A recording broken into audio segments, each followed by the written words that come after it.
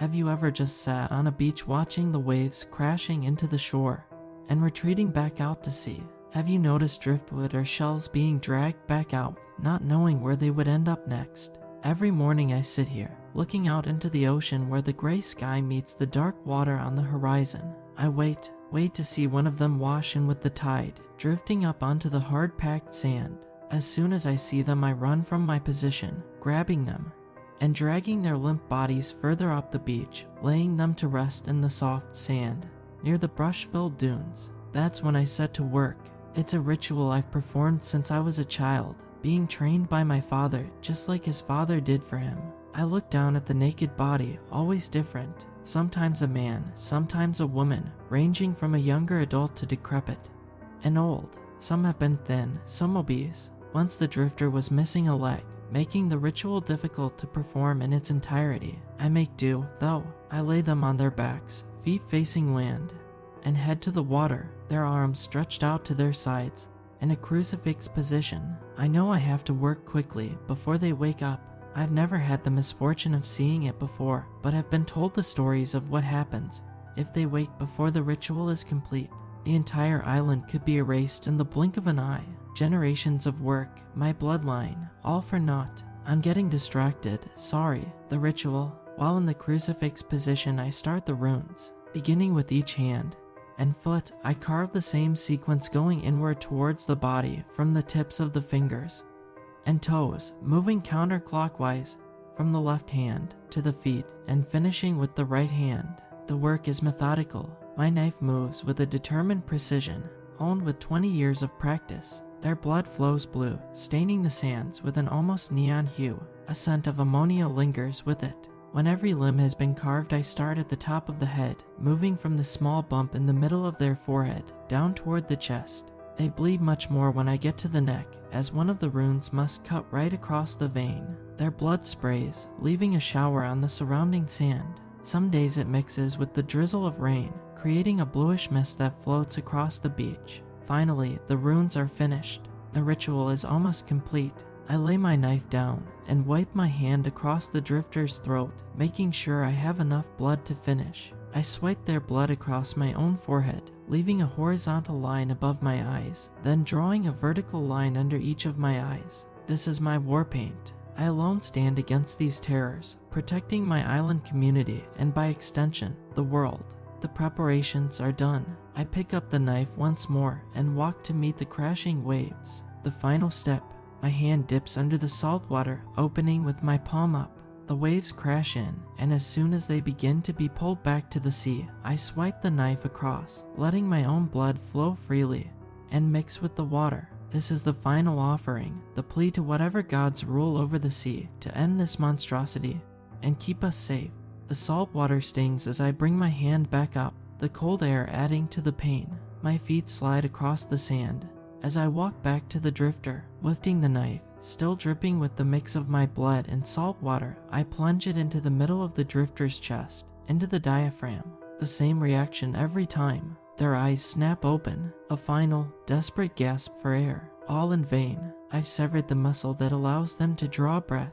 They slowly drown as whatever blood is left in them fills their lungs, screaming curses in a language I don't understand. When the ritual is done, and the last spasms go through their bodies, I grab the can of gasoline and the herbs I keep in a small shack on the beach. I douse the body, setting it alight, and throwing the herbs on top.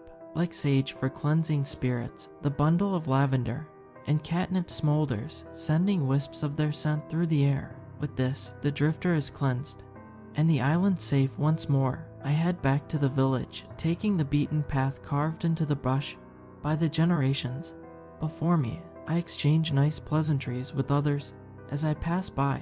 They thank me for what I do, protecting us from the drifters. I simply nod, telling them it's my duty, nothing more. I make my way to the village square, heading into the courthouse. At the other end, Briggs, our mayor, is waiting for my daily report. He looks up from the papers he's signing as I walk into the room. Raleigh, how are you today? Any happenings at the shore? He shuffles the papers aside and leans back in his seat, motioning to the chair across from him. I sit down in the stiff leather chair, hearing it squeak under me. There was one, older male, They're coming more often these days. This is the third this week. When I started 20 years ago, we got one every 2 weeks or so. Should we be worried, sir?" His brow furrowed with worry. He was an older man, at least 60. He had lived on the mainland for a while before coming back to the island in his younger years, world-weary and in disbelief at what we had to worry about compared to the outside world. They knew nothing of the drifters, the dangers they posed to our world, the heretic god they served. We'll certainly need to keep an eye on it. The records show that more show up preceding times of trouble. The earliest we have on record preceded the Black Plague.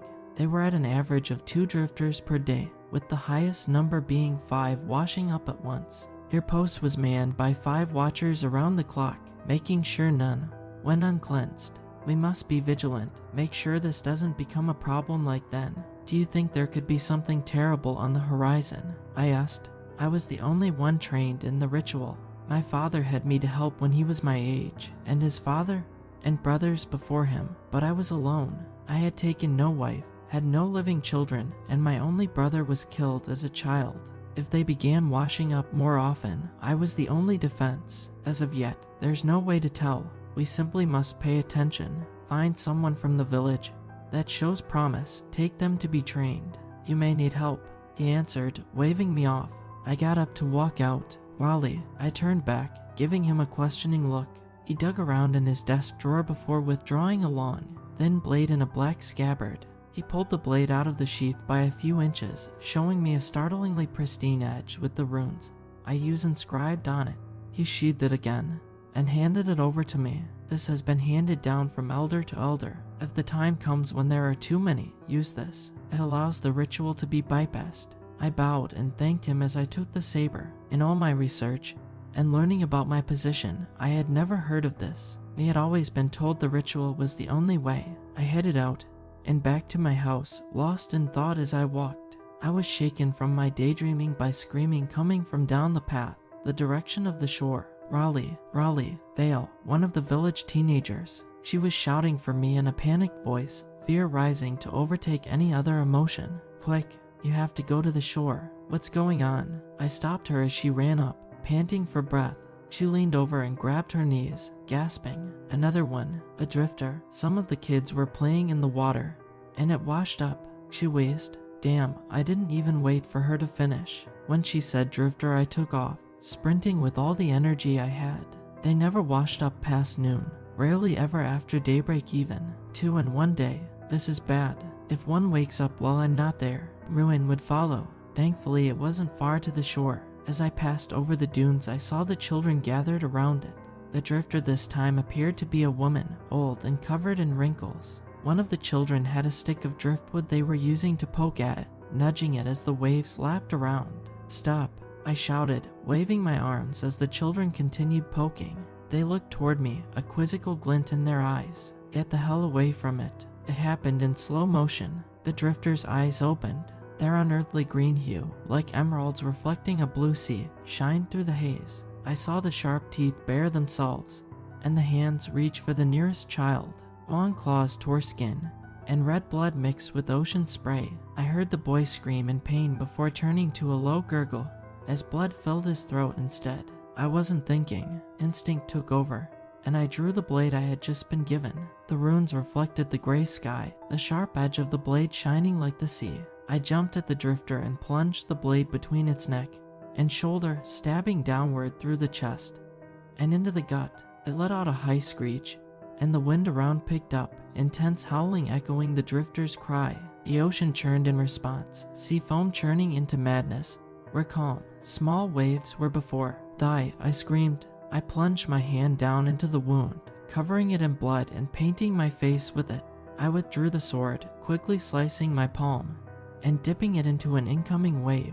The drifter screamed again. Clouds moved in, erasing any light that was left. The weather turned from a gray morning to a small hurricane in moments. I knew this had to end quickly. In one deft movement, I stabbed upward, bringing the blade out of the water and impaling the creature, white in target. The screams died out along with the wind. Peace had returned to the shoreline. I sat there for a moment collecting myself before turning to look at the gore mixed with ocean. The poor boy, his throat torn out, had passed. I took him in my arms and carried him up to dry sand before going back and gathering the drifter's body. I covered the boy with my coat and the creature with gasoline. I wanted it to feel the flames of hell. I sat and watched it burn for a while, long after the local doctor had come and taken the boy, his mother screaming in grief. As she watched, I couldn't come up with words to say I was sorry. I was supposed to protect these people. I was the one that should be dead. When the last ashes had fizzled out, I still remained, thinking to myself what could be done to prevent this from happening again. I didn't know that it would only get worse from there. There were 2 more this morning. I was waiting, watching the sea thrash and roll. I'm not sure when I drifted off.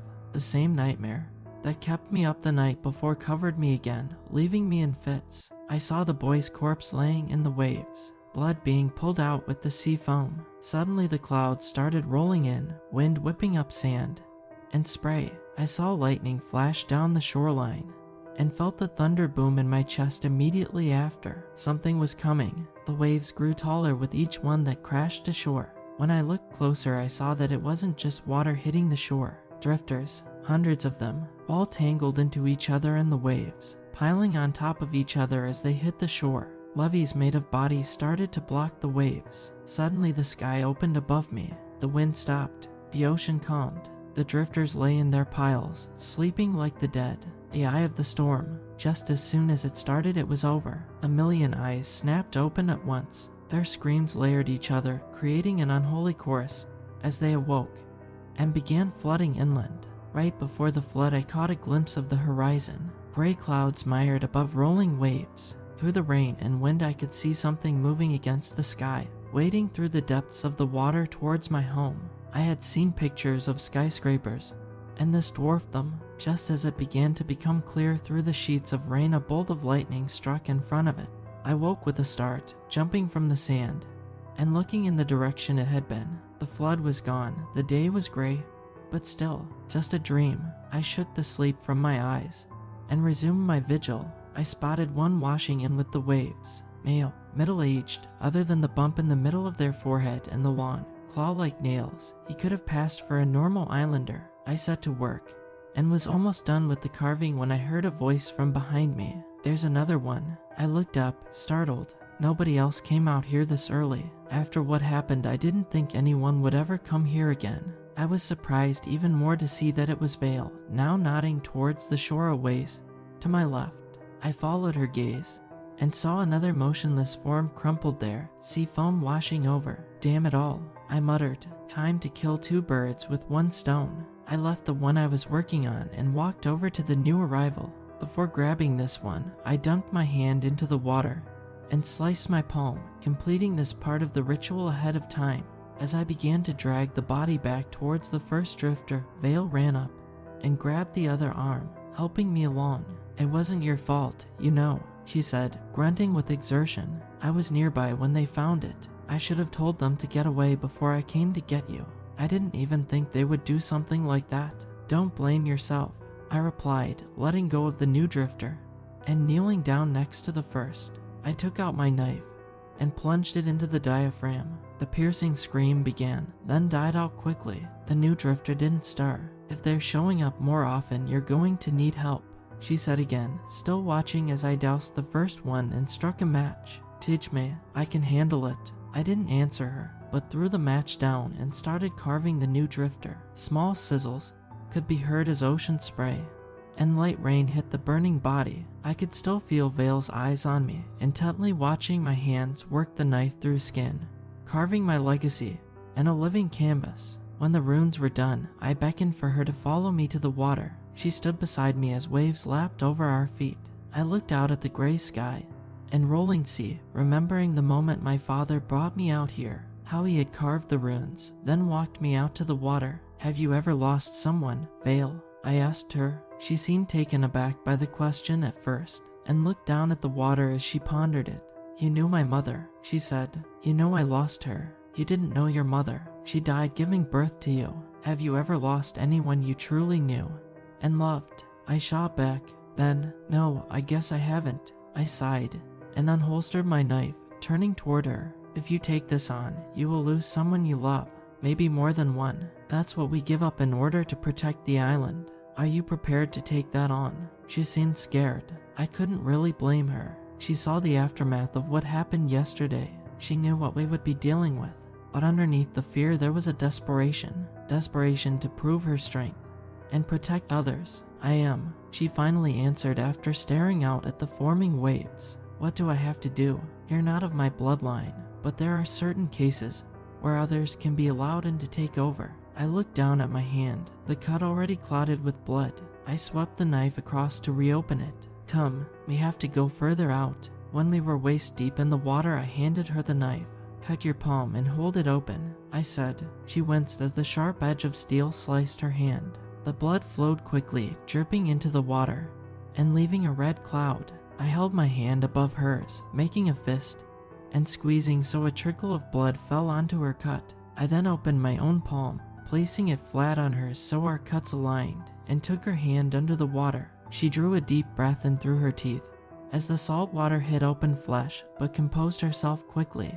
I, Raleigh Karras, do hereby pass my bloodline onto Vale Jensen. Having no living children and having taken no wife, I realize that any day my bloodline may die and our cleansing end. Vale has offered herself as a tribute to the ocean, pledging to protect the island and all inhabiting it from the drifters and the heretical gods they serve.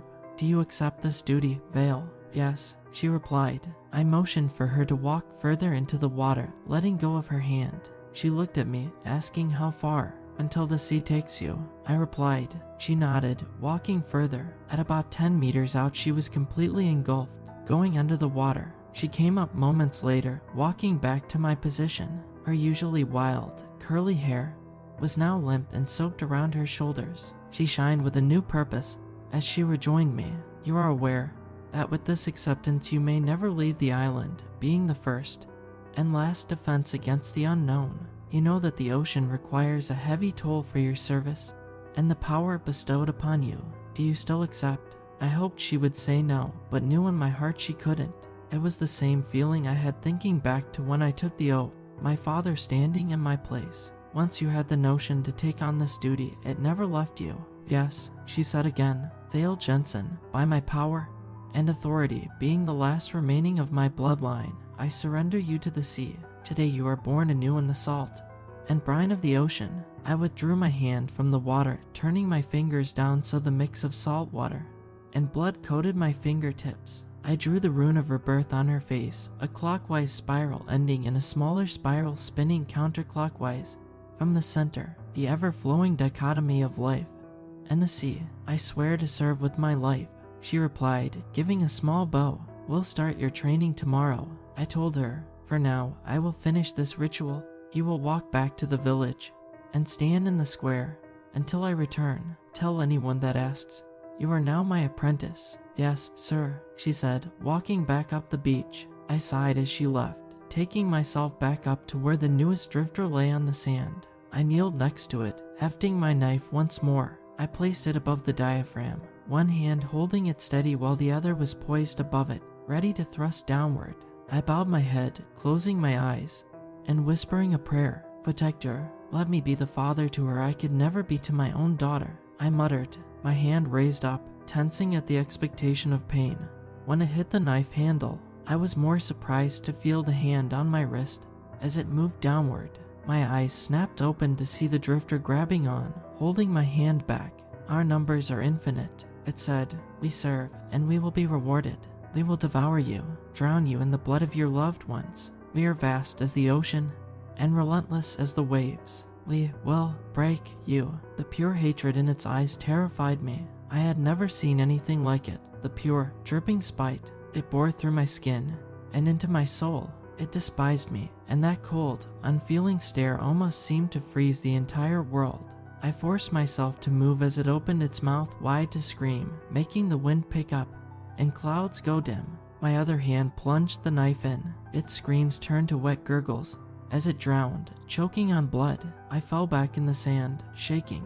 After what seemed like eternity, I pulled the knife from its chest and got the gas can and herbs, beginning the final step of cleansing. I didn't stay to make sure the fire was put out, but instead rushed back up the path to the village, stopping at the first person I saw. "Hello, Raleigh. Anything I can do for you?" he said. I didn't remember his name but recognized him from the butcher shop in town. "I need you to go to the shore and keep watch. If any wash up, come get me. I'll be speaking to Briggs in his office." He looked at me quizzically, not quite understanding why I would want an untrained person watching the shore. I ended up losing my temper. "Just go." He tore off up the path, leaving a dust cloud behind him. I rushed into the square, grabbing Vale, who was standing in the middle, chatting with some of the village women who were congratulating her. We barged into the office to Briggs' surprise. "Raleigh, you didn't tell me you had chosen an apprentice already. I should have had final a pro." I cut him off before he finished. "What the hell is happening, Briggs?" I shouted, causing both him and Vale to wince in return. One of those damn things grabbed me and spoke. They've never spoken before. His eyes grew wide. I could see Vale bring a hand to her mouth next to me. Briggs sat back in his chair, reaching into a drawer and pulling out a tall bottle filled with dark amber. He produced 3 glasses from the same drawer and started pouring. "I'm sorry for overstepping your authority," he said, raising the glass to his lips and sloshing half of it down his shirt from shaking hands. "I had hoped this wouldn't happen while I was in charge. Guess I hoped for too much." He drained his glass, then got up and walked over to a portrait on the wall. Pulling the portrait up and setting it down on the floor, he revealed a safe behind it. He opened it and pulled out a large, leather-bound book, yellowed with age. The next item he revealed was an old flintlock pistol. "Everything you'll need to know is in there," he said, motioning to the book. "I'm sorry, but it's just too much." He raised the gun to his temple and cocked the hammer. I barely had time to grab Vale and avert her eyes when he pulled the trigger. Warm blood and sharp skull fragments sprayed over us. The past 24 hours have been a blur. I only remember walking Vale out into the square, both of us spattered with blood and gray matter, everyone looking at us, some screaming, some crying. I sat Vale down on a bench and motioned for a nearby woman to come over. "Take care of her. If she's not in shock yet, she will be soon," I said, then turned to walk back into the building. "Also, call for the doctor. I'll need his help moving Briggs." The smell had already gotten bad inside. Copper, sharp. It took me by surprise after dealing with the ammonia-tinged blood of the drifters for so long. I looked down at Briggs' body, small wisps of steam rising from the open wound as cold air drafted in. "Cowardly bastard," I muttered to his body. For probably the first time since my father had brought me out to the beach, I was scared. I had seen the soul drain from Briggs' face when I told him about the drifter speaking. He knew things I never did, things that he didn't want to face. But what? The book was still lying on the desk where he had left it, now covered in a messy layer of gore. I grabbed a nearby cloth and wiped it clean, trying my best to get all the pieces of brain and skull off. Runes were emblazoned on the cover, some of them I had never seen before. I opened the book and began reading. The pages were old and yellowed, with spots here and there from where ink had been spilled. And what I think was blood. There were illustrations of drifters, making detailed notes of their anatomy and physiological traits. The next page showed the rune configurations, as well as the carving for the ritual. I had just begun to flip through to another when there was a knock on the door. "Raleigh, what the hell happened here?" Dareth, our local doctor, was standing in the doorway, a handkerchief held over his face. He gazed around the room in horror, before settling on Briggs' body. "Oh, Dad, Briggs, you know anything about all this?" I asked him, drawing his eyes to the book. He shook his head, looking instead at the flintlock pistol still clutched in Briggs' hand. "So he did this to himself?" "Yeah, told him about the drifter that just spoke while I was doing the ritual. He handed me this book, then blew his goddamn brains out. I haven't seen anyone that terrified since, well, your brother." Gareth finished my thought. "Don't, Raleigh, I'll take care of this. I know this brings back painful memories for you." He moved from the doorway, revealing that Vale was standing behind him, still with a look of shock on her face. I snatched the book off the desk and walked briskly out, grabbing her arm and turning her from the grisly scene. There were tear tracks through the blood on her face. They walked in silence towards her home. When we finally reached it, I sent her inside to clean up and sat on the porch to look further into book. The first half seemed to be all things I already knew about the ritual, the drifter's anatomy, a cipher of the runes. Then something different caught my eye. It was another illustration, but this one of a human. Multiple drawings of the same person, but with subtle changes between each one. Initially, it was a lengthening of nails and teeth, small gills growing in near the nape of the neck, then the eyes turning. I don't know what they used to capture the color of the eyes in the illustration, but it was hauntingly lifelike. The next page held notes and more illustrations. Large ships at sea during a storm, being rocked by the waves, a figure standing in the water, towering above them, then the ships being torn asunder by the wind and surf. One survivor of cargo ship Fate's Rest, a man by the name of William Stetler, noted that before the ship sank he witnessed a looming giant on the horizon. I remembered my dream, the giant looming behind the waves of drifters, a general commanding his army. Stetler swears he saw this figure smash the ships with its own hands, causing all on board to fall into the water. Here he says they were set upon by people that looked just like them, save for a small bump in their foreheads, and elongated claws and teeth. Stetler says these figures would drag the surviving crew and passengers under the water, never to resurface. The book went on to explain how Stetler had survived. He was knocked out by a plank of wood hitting him in the water and managed to wash up on the island, much like the drifters do. When the watchman on the shore at the time found him, he was almost cleansed with the ritual, only saved because his blood was red instead of blue. Safe to say this was a surprise for the watchman. Stetler joined the watch through marriage eventually, choosing to stay on the island instead of going back to his home on the mainland. He is responsible for one of the greatest breakthroughs in our understanding of the drifters. 10 years after the accident, and Stetler was on duty keeping watch one morning when a drifter washed and he moved to retrieve it as he normally would, but was frozen with fear upon looking at the face. Vale walked back outside, looking at me with concern as she wrung water from her hair. "What are we going to do?" she asked, sitting down next to me. I didn't answer, still reading and rereading the same sentence. Stetler recognized his brother, Jacob Stetler, who he had last seen dragged under the surface 10 years previous. He hadn't aged, and the only difference was the small bump on his head. "Vale," I said, looking at her, "there are things I'm still learning, along with you, things that may cause me to falter in the coming days and weeks. I need you to promise me that if I hesitate, you will step in and finish the job." "I promise," Vale said, still looking concerned. "What's going to happen, Raleigh?" Just then someone came running up the path, shouting my name. I recognized the same man I had stationed at the shoreline, out of breath and wild-eyed. Please come quick. It's going into the village." He stopped in front of the house, panting and shaking. "Calm down. What the hell do you mean?" I asked, jumping from my chair. "And how did you know I was here?" "Doc Gareth told me you were taking Vale home.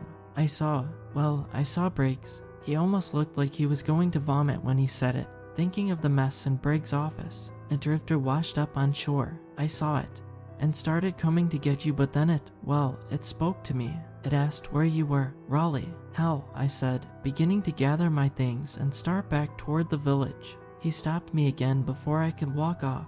"No, Raleigh, this one, it ain't like the others," he said, waving his hands frantically in front of him. "It's him, Raleigh. I don't know how, but it's him." "Who? God damn it. Who is it?" Vale was shouting at him now, trying to make sense of this whole situation. "River," the man whispered, looking down at the ground. I stopped dead in my tracks. I couldn't move. There was no way it could be him. He was gone, dead. His body was never found. This guy just didn't remember what he looked like. He was confused. "Who the hell is River?" Vale asked, getting impatient at the lack of answers. I turned to look at her, grabbing the rune-inscribed blade from my bag in the process. I handed it over to her. "You don't know the ritual yet, and I may not be able to see this one through," I said. "Will anyone please tell me what's going on? I can't help when I'm in the dark here." Vale was practically screaming now, tearing at her hair. "Who in the hell is River? And why are you so worried about him?" I felt tears forming in my eyes as I looked at her. Hot bile burned in my throat, and I almost choked on the words as they came up. River was my brother. Silence smothered us as we walked back to the village square. I was beyond lost. It hit me when I read the book that something like this could be possible, but I didn't think it would happen this soon. Vale was certainly worried, shooting me looks of concern between looking down at the blade I had given her. Finally she spoke. "What did you mean that he was your brother? What happened?" I knew that she needed to know, knew that she was only asking so she could be prepared. I resented it all the same. I had grieved River since the day I lost him, and it was only compounded by losing Dad days later. Did my dad know about this? Is that why he did what he did? Makes sense you don't remember it. He would have been very young. I finally replied, the words sounding as if they were coming from somewhere far away. River was out with Dad, and I one day keeping watch. He was playing in the water, while Dad and I were patrolling. He was there 1 second, and gone the next. I don't know if it was a riptide, or something else. He was just gone. So you never found his body? Vale whispered. I could feel the chill in her voice. She realized where this was going. That was 12 years ago, Vale. He was 6 years old. We never found him. There was a noticeable shakiness in my voice as I started to say what I feared. Dad blamed himself. Or maybe he knew the truth. Either way, he killed himself that night, walked right out to the beach, stood in the waves, and slashed his own throat. Dear God, Vale let out a small gasp. I found him the next morning. Tide was going out when he did it, so he didn't wash away. He was just laying there in a tide pool of his own blood.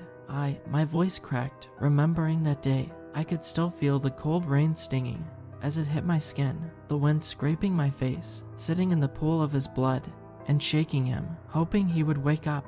I just sat there until I saw a drifter wash up. Then I had a duty, something I was the only one fit for, only I could do until now. The village square was in sight now. I could see a crowd of people gathered around, all holding on to each other and staring at something in the middle. I stopped in the path, causing Vale to almost run into me. She hefted the blade in its sheath and looked at me expectantly as I turned to her. Remember what I told you. Step in if you falter. She nodded to me as she said it.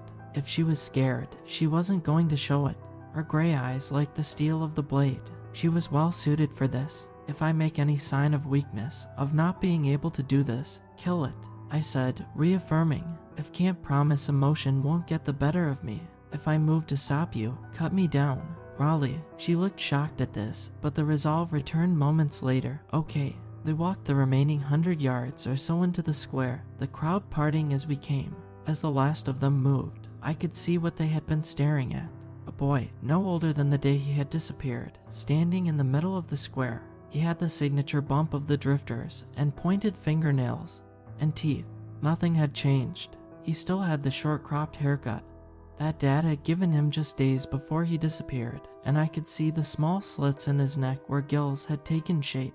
He gave me a sharp smile as I approached. You grew up, he said. His voice was more guttural than I remembered. The innocence of a child's voice was gone, replaced by menace and bloodlust. I've missed you, big brother. River, I replied simply. I could feel hot tears stinging my eyes. I knew he was dangerous. He could rip me to pieces in seconds if I let my guard down. It didn't change the fact that he was my brother once. He still looked like that 6-year-old boy that disappeared in the waves. You don't seem as happy as I thought you would.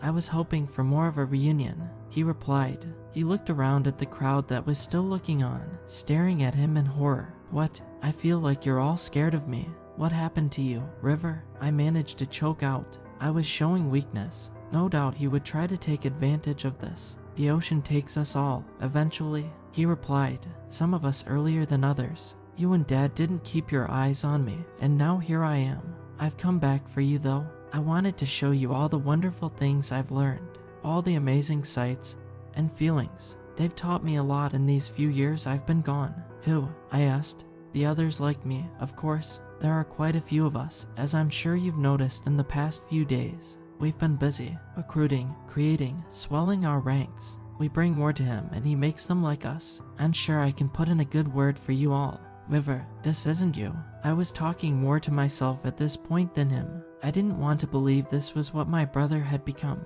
Didn't want to believe he could be this monster. He wouldn't know who I am. He roared, causing dark clouds to roll in and the wind to rise. I looked around, motioning everyone to stand back. I noticed then that Vale was no longer beside me. Please, brother, let's not do this. Come back to us. You don't have to be this way, I said to him, trying to look around for Vale without him noticing. I finally spotted her in the crowd of people, slowly moving her way through the masses, trying to flank River. I had to keep him distracted. There's no going back now. This island won't exist for much longer. All will be swallowed by the ocean soon enough. You'll all join us or drown. Some of you have a choice, some don't. He took a step forward, opening his arms toward me. I wanted to bring you with me, Raleigh, to extend an offer. I can bring you with me, and you can be made new. Click, painless. I want to help you, I continued. Vale was almost behind him. Just another minute, and she would be in place. But I want to help you, River sneered back at me. Vale looked at me and nodded. No, I lunged forward at the same moment she did. Her with the blade drawn, me with my knife. All I could see before striking was River's twisted smile. Vale struck just right, stabbing right into his spine. My knife found its mark in his throat, cutting any sound from him short. He managed to get 2 good swipes of his claws in, one striking Vale across the face, and leaving 4 long, jagged ravines of open flesh from her left eye down to her chin. The other hand managed to catch me in the stomach, knocking the wind from me, and gouging into my flesh. I felt his hand tighten into a fist, closing around whatever internal organs he could. Get some rope, I shouted at the onlookers. 2 of them ran toward the nearest building, and found a halfway weaved fishing net that had been left there in the excitement of the day, throwing it to Vale. And I quickly wrapped it around River, making sure he was bound right before cutting a strip of fabric from my sleeve and stuffing it in his mouth. There, no storms if he can't scream, I said, sitting back on the ground and clutching my stomach. I looked down to assess the damage and could see heavy bleeding as well as some of my insides where they shouldn't be. Gareth, where's Gareth? Vale ran to my side, taking off her coat and applying pressure to my stomach. Her eye was swollen shut at this point. She would be lucky to see out of it again. Vale, help him, please. I was gasping at this point. The adrenaline was wearing off, and the pain taking over. The last thing I saw before passing out was Vale, tears mixing with the blood on her face, and River smiling at me on the ground. I'm awake again. It's been 2 days since we subdued River. Gareth patched me up best he could, but the diagnosis is grim. River managed to do some damage while he was in there. Vale told me she has him locked away in Briggs' office, said he's tied up in there, smiling at anyone who comes by. Half her face is covered in bandages. Gareth said her eye should heal, but she'll never regain 100% of her sight. I've been researching the book, she tells me, says she's learned the runes and memorized the ritual. She said there's also some talk of an older ritual, one talked about from long ago by long-gone ancestors, something that may be able to stop all of this once and for all. That God, I guess you could call it. Vale says, the giant that creates them. There's the thought here and there by whoever put this together. They translated from some ancient notes left behind by the first inhabitants of our island. Whoever wrote this thinks that if 2 sacrifices are made, then he can be weakened and bound undersea. She went on explaining this further, but I was drifting in and out from pain. Eventually Gareth came back in and gave me a new dose of medicine. It didn't do much for the pain, but it sedated me. I'm in and out now. Vale is working on figuring out this ritual. If she can crack it, we may just have a way to end all of this. I just hope I'll live to see it. Hell came to our island. Death came to our island. It was beginning to get dark outside. I was still recovering, hoping for the medicine that Gareth had given me to kick in soon so I didn't have to feel this throbbing pain nearly as much. I flipped through the book as I waited, the lamp beside me causing the pages to almost glow yellow. There were notes scribbled in the margins wherever they would fit, all in different handwriting. I had to wonder if these were written by cleansers before me. How old was this book? What happened to all of these people if they had these notes and theories about the end, but still couldn't bring it about? Was there something we weren't seeing in all of this? I flipped the page again and noticed there were no notes scribbled for the first time in at least 100 pages. Instead, there was just one stanza of a poem, like a prophecy being laid out before me, written in beautiful script. When waves ride high, and oceans flood rain, and wind howl, filled with blood into the sea, brothers of red and blue, ending water's wrath, beginning days anew. Holy hell, I said under my breath. This was it. This was the answer. This was how to stop everything. Raleigh, wake up. He stirred from the bed against the opposite wall, still in a drugged stupor. Gareth had said his condition wasn't promising. When River plunged his hand and he had severed quite a few of his intestines, causing massive internal bleeding. Gareth did as much as he could, but he wasn't outfitted for major surgery on this level. Raleigh turned to me, eyes barely open. "Josephine," he mumbled, looking at me in surprise. "Are you here to take me away? You've grown so much." "No, Raleigh, it's me, Vale," I said. "Gareth had told me he may hallucinate due to the medicine. I've found it, Raleigh. I'm not ready, Josephine," he muttered back. Tears stung my eyes seeing this man broken. He had protected our island for so long, brought me under his wing without a question. I cried a little more as tears tracked their way across my still open wounds. There came a soft knock at the door as Gareth walked in, holding another vial of medicine and an armful of clean bandages. He looked at me as Raleigh muttered for Josephine once more. "Poor man, he hasn't spoken about her in years." Gareth said, "Who is Josephine?" I asked him. He let out a sigh and sat next to the bed, beginning to dress Raleigh's wounds again. "The only person he ever loved," Gareth replied. "Josephine was his daughter. Where is she now? Whatever heaven you believe. She only lived for an hour after birth, passed away not long after her mother," he answered. "Think that's why he took to you so well." You reminded him of what he lost. I couldn't hold it back any longer. Tears began to flow freely, stinging my wound even worse than before. I had no family. My mother died during childbirth. My father killed not long after my conception. The village raised me, and Raleigh had always been there, offering advice or helping where he could. Now here he was, dying just a few feet away. Gareth finished wrapping the new bandages and stood up, handing me the vial. "Give this to him when he wakes up. It'll help with the pain." He patted me on the shoulder as he began to walk out the door. Raleigh stirred. "Gareth," he muttered. "Gareth, I need to go." He turned back around, looking to Raleigh. "West, old friend, we'll be safe until you're ready," he said. As he opened the door to step outside, a scream pierced the air. Rising wind followed it within seconds. "Help, help me, please," came a voice from somewhere outside. It began to scream again, but was cut off in a moment. "Drag them to the waves," came another voice, this one guttural, like the sound of rocks scraping against the ocean floor. "Bring them to Panthalasan, so he may shape them in his image." "Hell," Gareth said, stepping back inside and slamming the door. "There's a horde of them out there." More screams cut through the air, causing the wind to strengthen once more. I could hear rain begin to pound on the roof of the small hut. The walls creaked as they were moved. Raleigh stirred yet again, suddenly more alert. "What's happening? Where's the blade?" He began to sit up, then screamed out in pain, falling back on the bed. "Gareth, I have to get out there." "Afraid I can't do that, brother," Gareth told him, pacing the room in thought. "They've never come this far inland. Other than river, of course. I don't like this. They'll find us soon enough."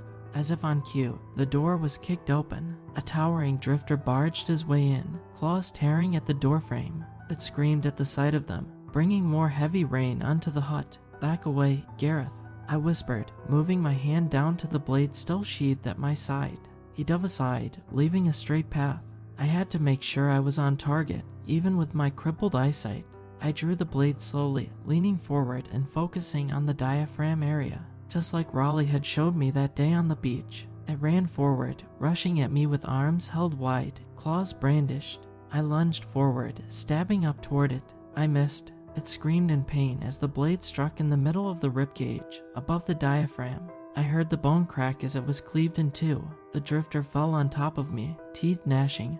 As it tried to recover, I moved my other hand to the hilt of the blade, grasping it, and starting to saw downward. The drifter threw its head forward, attempting to bite down on my neck as I moved to the side under it, furiously working the blade lower. I heard the final gasp.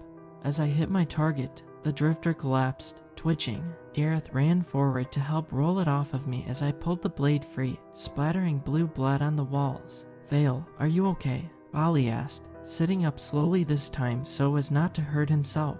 He still winced in pain. "Raleigh, thank God," I said, moving over to him.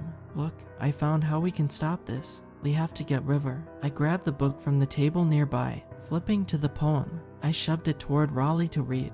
"Brothers of Red and Blue. That can't mean us, can it?" he asked, looking up at me. "I think so," I said. I could see the fear in his face. He was putting all of this together, the same puzzle I had pieced together just hours ago. The wind was constant now, a continuous roar, a monster tearing the island apart. A board was torn from the roof, leaving an opening for rain to begin pouring through. "Help me up, Gareth," Raleigh said, swinging his legs over the side of the bed.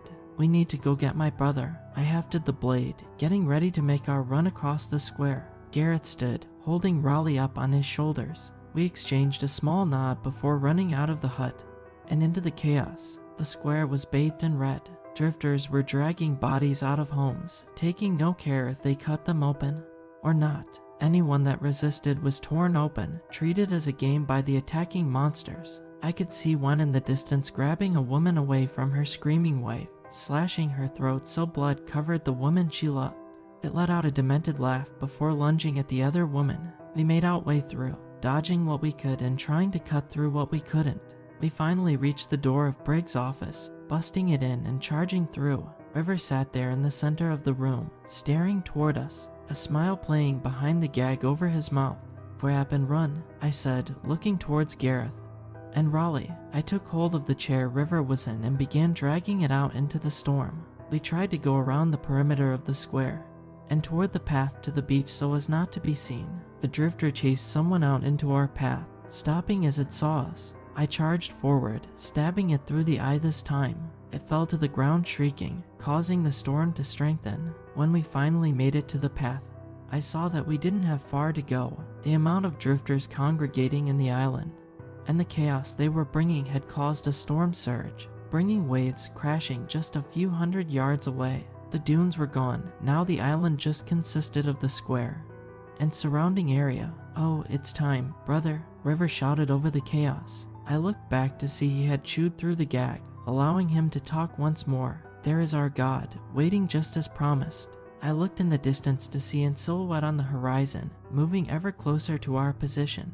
With every stride it sent a towering wave toward us, taking more of the land for its own. Drifters were frothing in the waves, moving closer to the square. There had to be hundreds, all crashing on top of each other as they scrambled to be first to the feeding. They stopped as they saw us. "Set me down," Raleigh said. Gareth gave him a look to confirm what he was asking, then a small nod before setting him to his feet. Raleigh came over to me then, putting his hands on my shoulders. "Whatever happens, I want you to know how proud I am," he said. He deftly slipped the blade away from me, hiding it in his coat pocket. "Well, brother, does your offer still stand?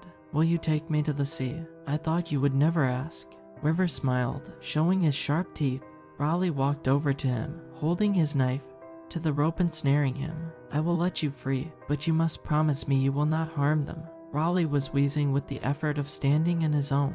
River simply nodded in return. With a quick flick of the knife, his restraints fell around him. They walked together toward the water, River shouting to the other drifters in victory. When they were waist deep, he turned to Raleigh. "Behold, Panthalassin." He motioned you the giant figure, features still obscured by the wind and rain that seemed to emanate from it.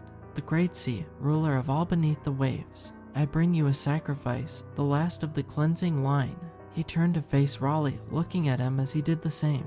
"I've waited so long, Raleigh." He thrust his hand forward, impaling Raleigh through the heart. He let out a gasp, leaning forward on his brother. River took him in a great hug, bringing him close. Raleigh wrapped his arms around him in return. "I as well," I heard him say. He flipped the blade from his pocket and held it to River's back, hugging him tight with one arm before thrusting towards himself.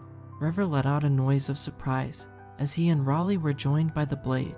The drifters standing around began to scream and writhe, causing the wind to rise with them. Suddenly, they stopped. Gareth grabbed my arm and pulled me back, away from the water as we watched. The two brothers, their blood mixing on the blade and running into the water, seemed to melt away into a pool of red and blue. It only took moments for them to disappear completely, the color in the water branching out further toward the crowd of drifters. When they were touched by the blood, the drifters turned to water. With each new mass, a rising wave was formed, holding its place as a wall of water at the shoreline. I could almost make out the two brothers in the middle of it, still locked in their death embrace, translucent, in their new state of being. When all the drifters has been reached, it was a towering tsunami standing at the ready. Panthalassin stood in the distance, the storm still swirling around him. He hefted his first, crashing it down into the water and sending his own wave forward. The great tsunami rushed to meet it, absorbing it as they collided. It picked up speed as it moved ever closer to the sea god, rolling with fury. There was a loud crash as it smashed into the giant, knocking him from his feet. I saw it try to get back up and regain its footing, but as it did, tendrils of water shot forward from the surface, ensnaring him at every possible point. Finally, 2 tendrils, one red and one blue, shot forward to wrap around the ancient neck of the sea, pulling it first to its knees, then under the surface forever. We've started taking count and burying our dead now. The island is destroyed, houses gone completely. It appeared as though we had suffered a direct hit from a hurricane. I was walking along the beach earlier when I spotted something shining in a tide pool. As I ran forward to look, I was able to make out the hilt of the time blade. The blade itself was broken, nothing but jagged splinters after a few inches, but I kept it anyway. It's to remember the father I only had for a short time, the man who gave his life for us as long as he lived. I know when the waves crash in, it's him telling me that he's still there, keeping the evil at bay in death as he did in life. Thank you, Raleigh.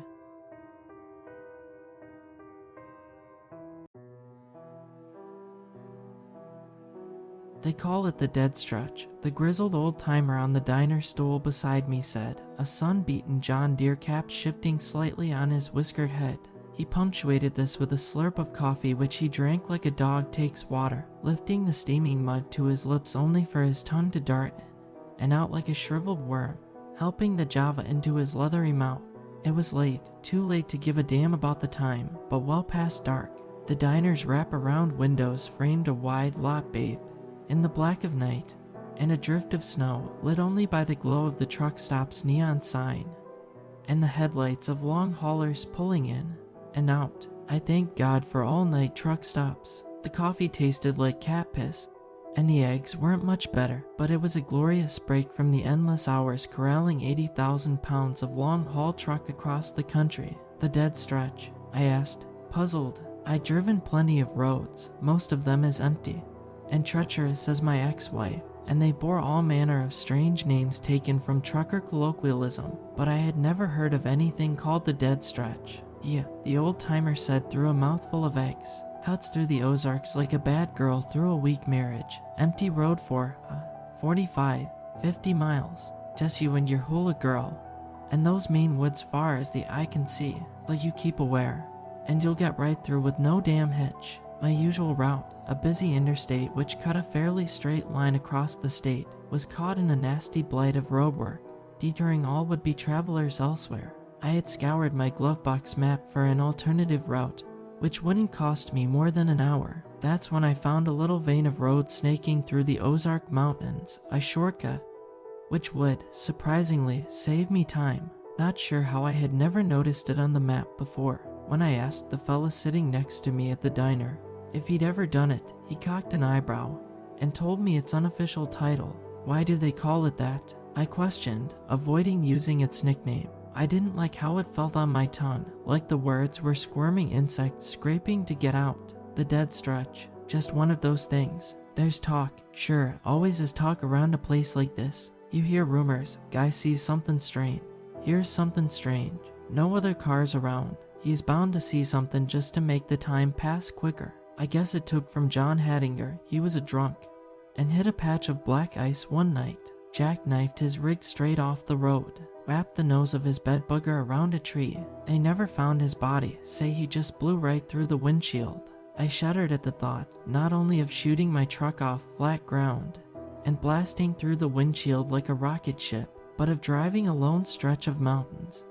with only ugly Missouri woods for company. You do best to find another route. Squirt, this time of year, frost and snow, and a hell of a dark breeds accidents like rabbits do more rabbits, the old-timer said with a smirk, his crooked smile filled with yellow mush. I had to get going. I could feel exhaustion's warm blanket settling in over my shoulders, and if I didn't leave this stool I was afraid my tired ass would melt right into it, gluing me in place. I hesitated, not sure how to ask, not sure how to admit to myself and him that his word of warning had gotten to me. You know any other way through? He grinned. Sure do, sonny. After the old-timer gave me directions, I stepped out into the chill and pulled out my cell, surprised to see it was only 10:30. My little girl was a night owl like me, and would still be up, so I gave her a ring. There was no doubt my ex-wife would blame me for keeping her awake, but the sound of my 9-year-old daughter's voice was worth the cost of admission. "Daddy," her voice filled my ear. I felt a smile pinching at my ears. "Hey weirdo," I said, and she giggled. "What are you still doing up?" Just reading my book." "What book?" "Harry Potter," she said in a burst. "You learn anything at school today?" "Bunch of nothing," she pouted. "Well, that's why you got books, ain't it?" "Hey, those boys still giving you trouble?" I could sense her hesitation on the line. Honey, you tell me if you're getting crap and I'll come to class and whoop some ass." "Daddy," she squealed, "just say the word." "Honey, I'm there. I'm okay. I swear." "All right," I said, and then I heard the murmured voice of my ex, interrogating my daughter on who she was talking to. She said "Daddy," which brought my ex-wife no great pleasure. "Honey, you there? She needs to get to bed." "Carl." My ex-wife's derisive tone was not one of the things I missed about our marriage. 5 more minutes. "No, I'll tell her you said goodnight." Click.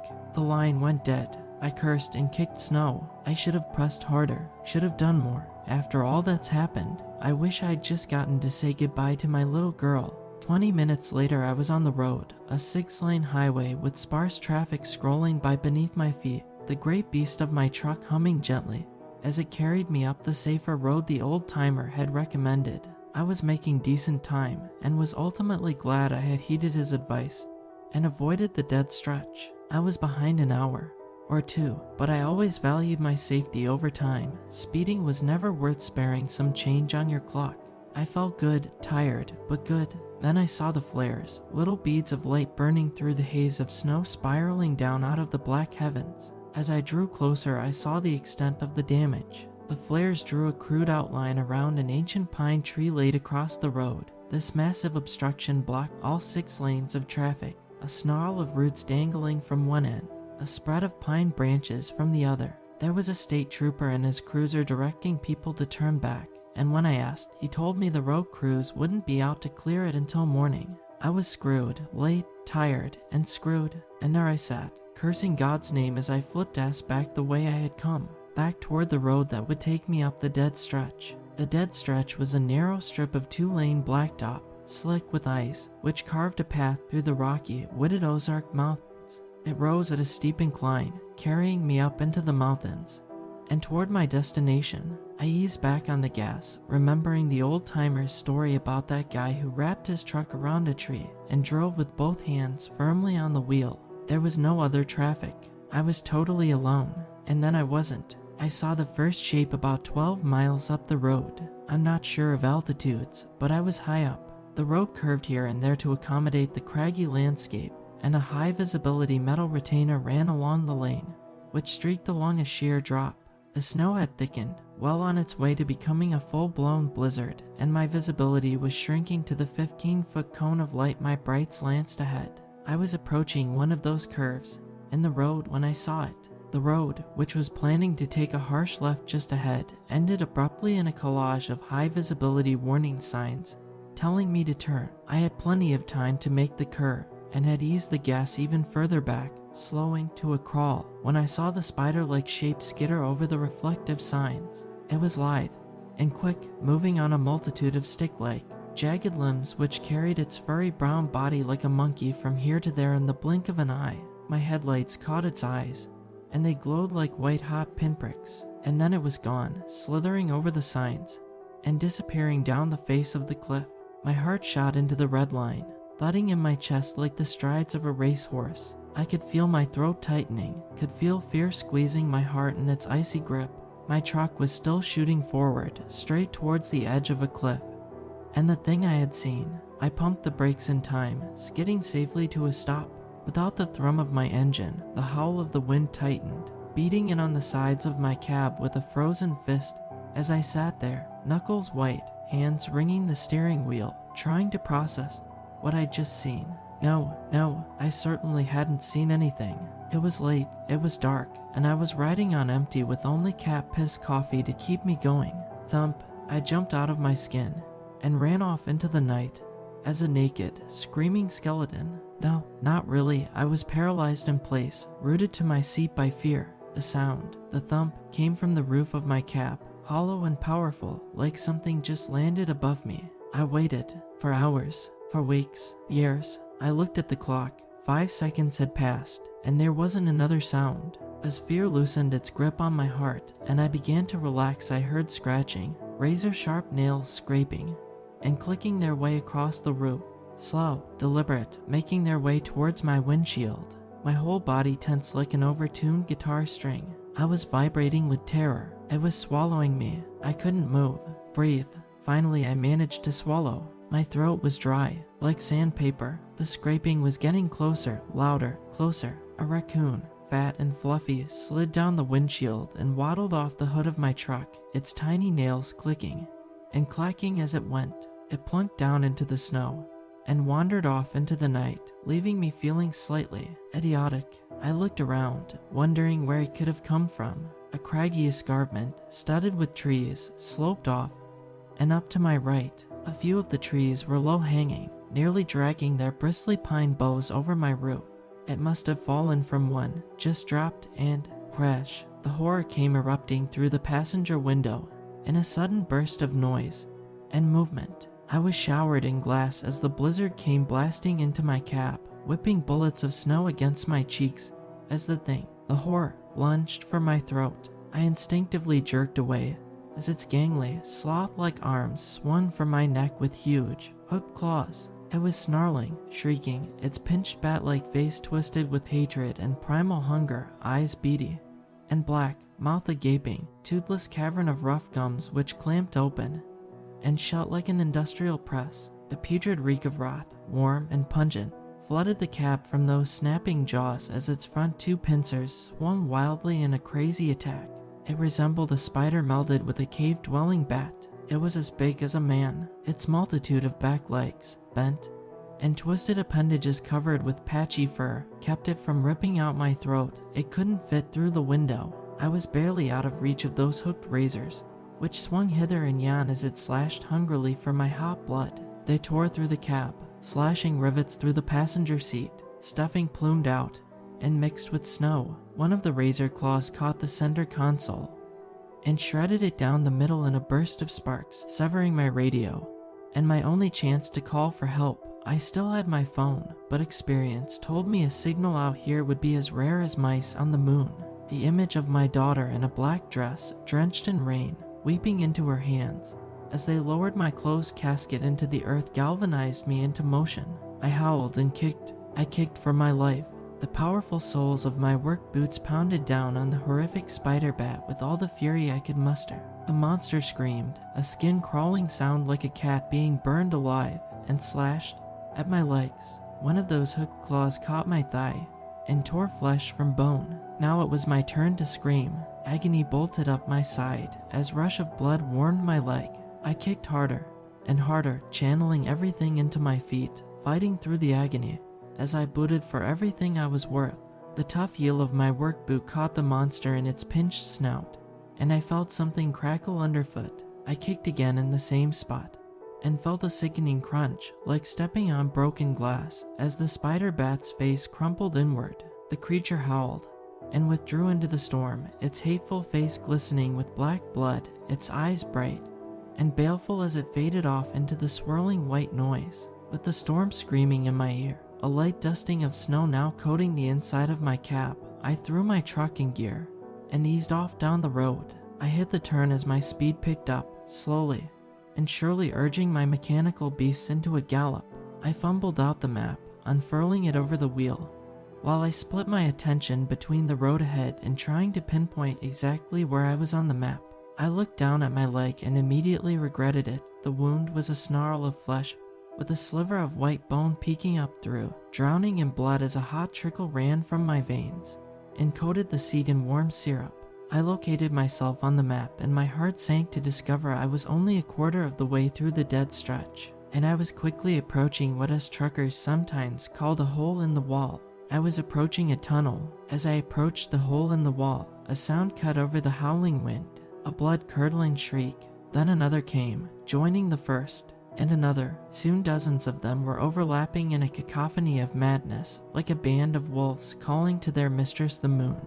But these were no wolves, and they were calling to me. As I approached the tunnel, which bored a 2-lane hole through the center of a tremendous mountain, I heard the shrieks getting closer, closer. The denizens of the dead stretch were coming for me. If only I had stopped there, maybe I would have found a quick and painless death. Instead, I continued toward the tunnel, and a horror beyond my wildest nightmares. The shrieks were closer now. The monsters of the dead stretch howled in hateful unison as they flooded en masse down the rocky wall that rose to my left and up over the sheer drop that fell away to my right. Raw terror filled my guts like ice water. I could see them in my side mirrors, shapes too many to count, racing along in an attempt to match speed with my truck. And they were gaining on me. Scores of them overlapped like a thick stream of ants. Spider bats, I thought, and shuddered, picturing the man-sized creature with too many clawed arms that had attacked me, that were now chasing me in a race of bloodlust. I plowed forward up the road. The needle of my speedometer was steadily climbing from 30 to 40 to 50 as I raced toward the gaping mouth of the tunnel that communicated through the mountain. The blizzard was worsening. I had a sinking suspicion that I was still driving at an incline, rising higher into the mountains, into the dead stretch, with every passing second. Blizzards were always worse higher up. The snow had become a churning wall of white that engulfed my world, snapping around with the fury of God. The gale force wind was screaming. It was bad conditions made worse, much worse, by my rising panic and the horde of beasts chasing me with their infernal cries. My palms were sweating on the wheel, which seemed impossible given the cold. I had to adjust my grip to ensure the wheel didn't slip sideways and send me crashing to my death. My visibility was shrinking every second. My headlights were being whittled down by the storm. I shouldn't have been able to see the tunnel entrance through the thickening flurry, but I did. I could. It loomed ahead like a pair of open jaws waiting to swallow me whole.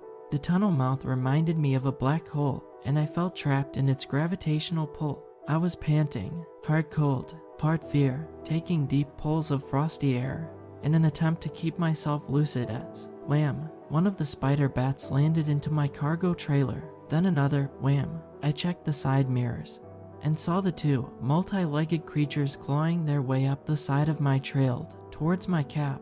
I floored the gas. The speedometer rose from 50 to 60, and the tunnel grew. I wouldn't make it. They were closing in on me. My hands tightened on the steering wheel. The spider bats with their pinched faces and bent limbs were getting closer and closer, reaching for the windows, their arms throwing shadows into the cab. And now they were here. I blew into the tunnel and heard two sickening thuds as the tunnel wall swept the creatures off my truck. I drove and never looked back. The shrieks receded into the distance before fading into the wind completely. As I continued, I noticed the spider bats had refused to join me in the blackness of the tunnel. I should have stopped to consider what that might mean. It was pitch black in the tunnel. I eased back on the gas. My headlights lanced the road ahead, illuminating 2 lanes of cracked, unused asphalt, bumpy, abused, long forgotten by the world. Raw stone walls crashed in on both sides, with the claustrophobic impression that I was carving my way through the mountain. As I went, the ceiling, well, I couldn't see the ceiling. I knew it wasn't low. The blackness was deep and oppressive, and felt like it went on forever. There might not have been a ceiling at all. I had a dreadful feeling that I was driving beneath a great abyss. My bladder went weak at the thought of what might be thriving in its disquieting depths. The noise had died down. The spider bat's shrieks had stopped, and the wind had taken a muffler, suffocated into a distant drone by the tunnel. The familiar hum of my truck's engine was a comfort. The cold was bad, but I didn't feel it. I thought I was home free. I was so very wrong it hurts. It was the last mile, and then I nearly crashed. The old, battle-scarred pickup truck was sitting at an angle over both lanes of traffic. I had only been going about 30 miles per hour, but I hadn't been paying attention, lulled into a trance by my blood loss and the monotony of straight, empty road. I had been traveling the space for a while and had just zoned out, the way you do sometimes. As a long-haul truck driver, time seemed a pointless fabrication at this point. All I could think about was my daughter and surviving long enough to hear her laugh once more. Then the pickup came rushing out of the darkness. I slammed the brakes and went screeching to a stop just in time, the nose of my truck coming to rest softly on the bumper of the ruined car that blocked my way. It was painted an ugly crimson that had been frosted over completely. It looked like it had been there since the beginning of time. I could see a lattice of claw marks scored into the paint in great ribbons, almost as if the car had been attacked by a legion of those spider bats. The windows were blown out, and my headlights illuminated an empty interior. Icicles dangled from the ceiling like daggers. The seating was torn to shreds. None of that gave me much concern. What did, however, was the fact that I was no longer moving. I hesitated for an instant before I eased on the gas and began to push the pickup forward, trying to ease it out of my way. It was a terrible idea. As I urged the pickup ahead, it began to shift sideways, both bumpers scraping the walls as it turned at a parallel until it came to rest sitting horizontally over both lanes of traffic.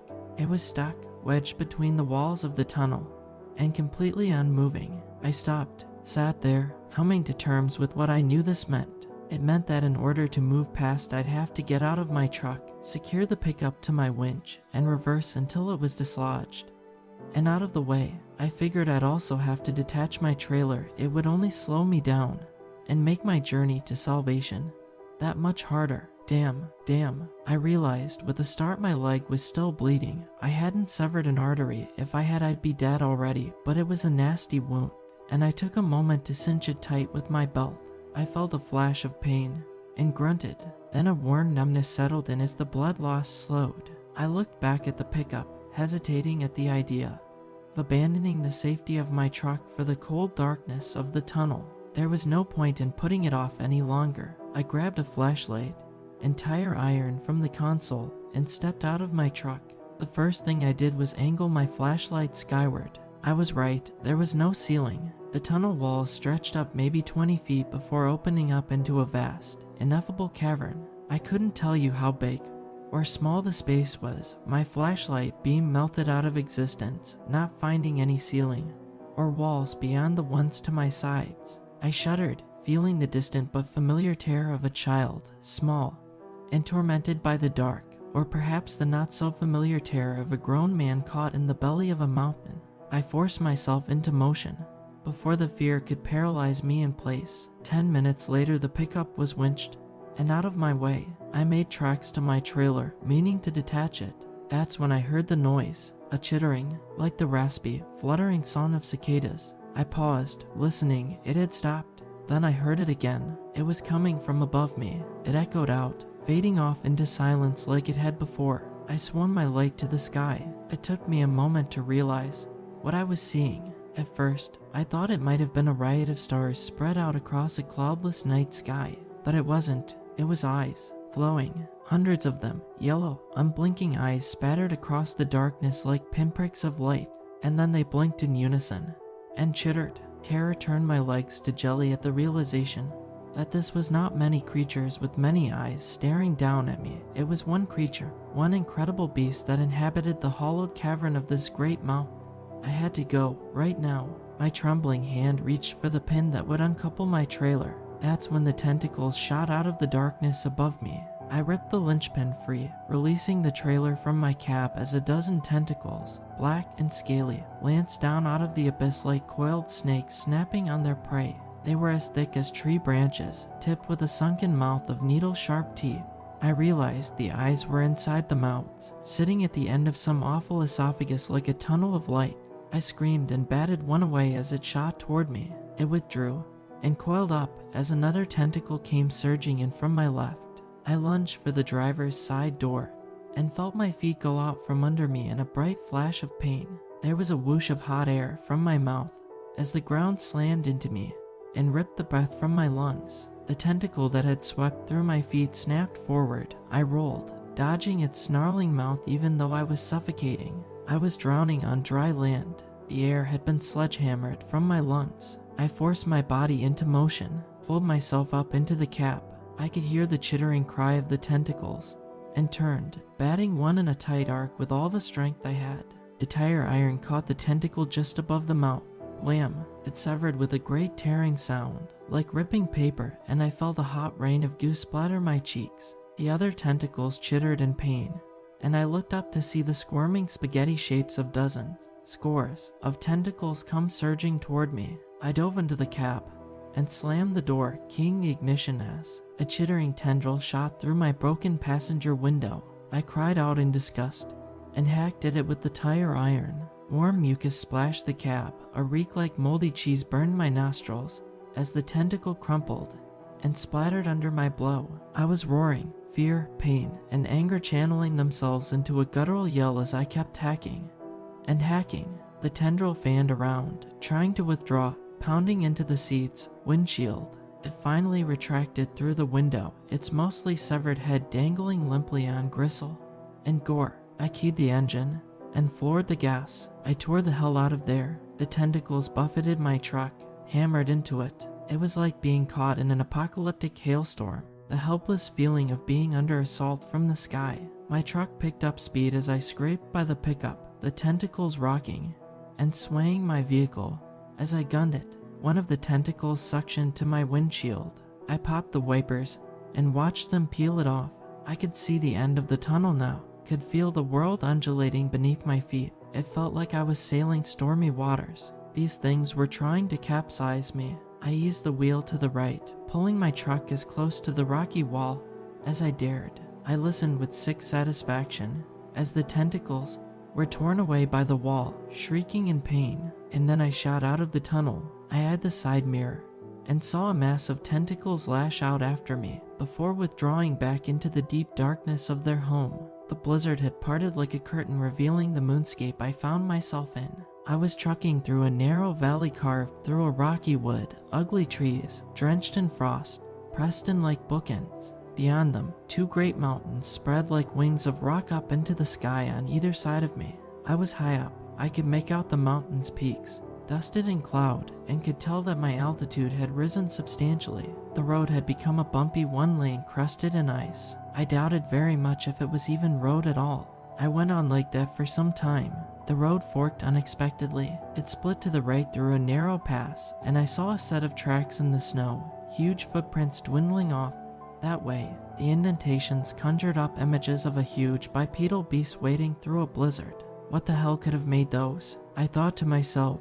To the left, the road continued onto an ancient bridge, steel and wood warped by weather, extending a finger of land across a vast cavern. I went left, toward the bridge, figuring it was a better bet. Bridge meant humanity.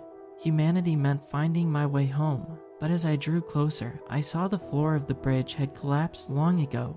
It was completely impassable. I slowed my truck to a crawl, and then a stop, and sat there in hesitation. It was cold, so cold. I was shivering. I hugged my heavy Carhartt coat a little tighter, and after a while, threw my truck in reverse, and went back toward the narrow pass, and whatever horror had made those incredible footprints. After the spider bats and the beast in the mountain, the last thing I expected to find in the dead stretch was a cabin. I had been headed up the narrow pass for a long while, certain I'd get stuck.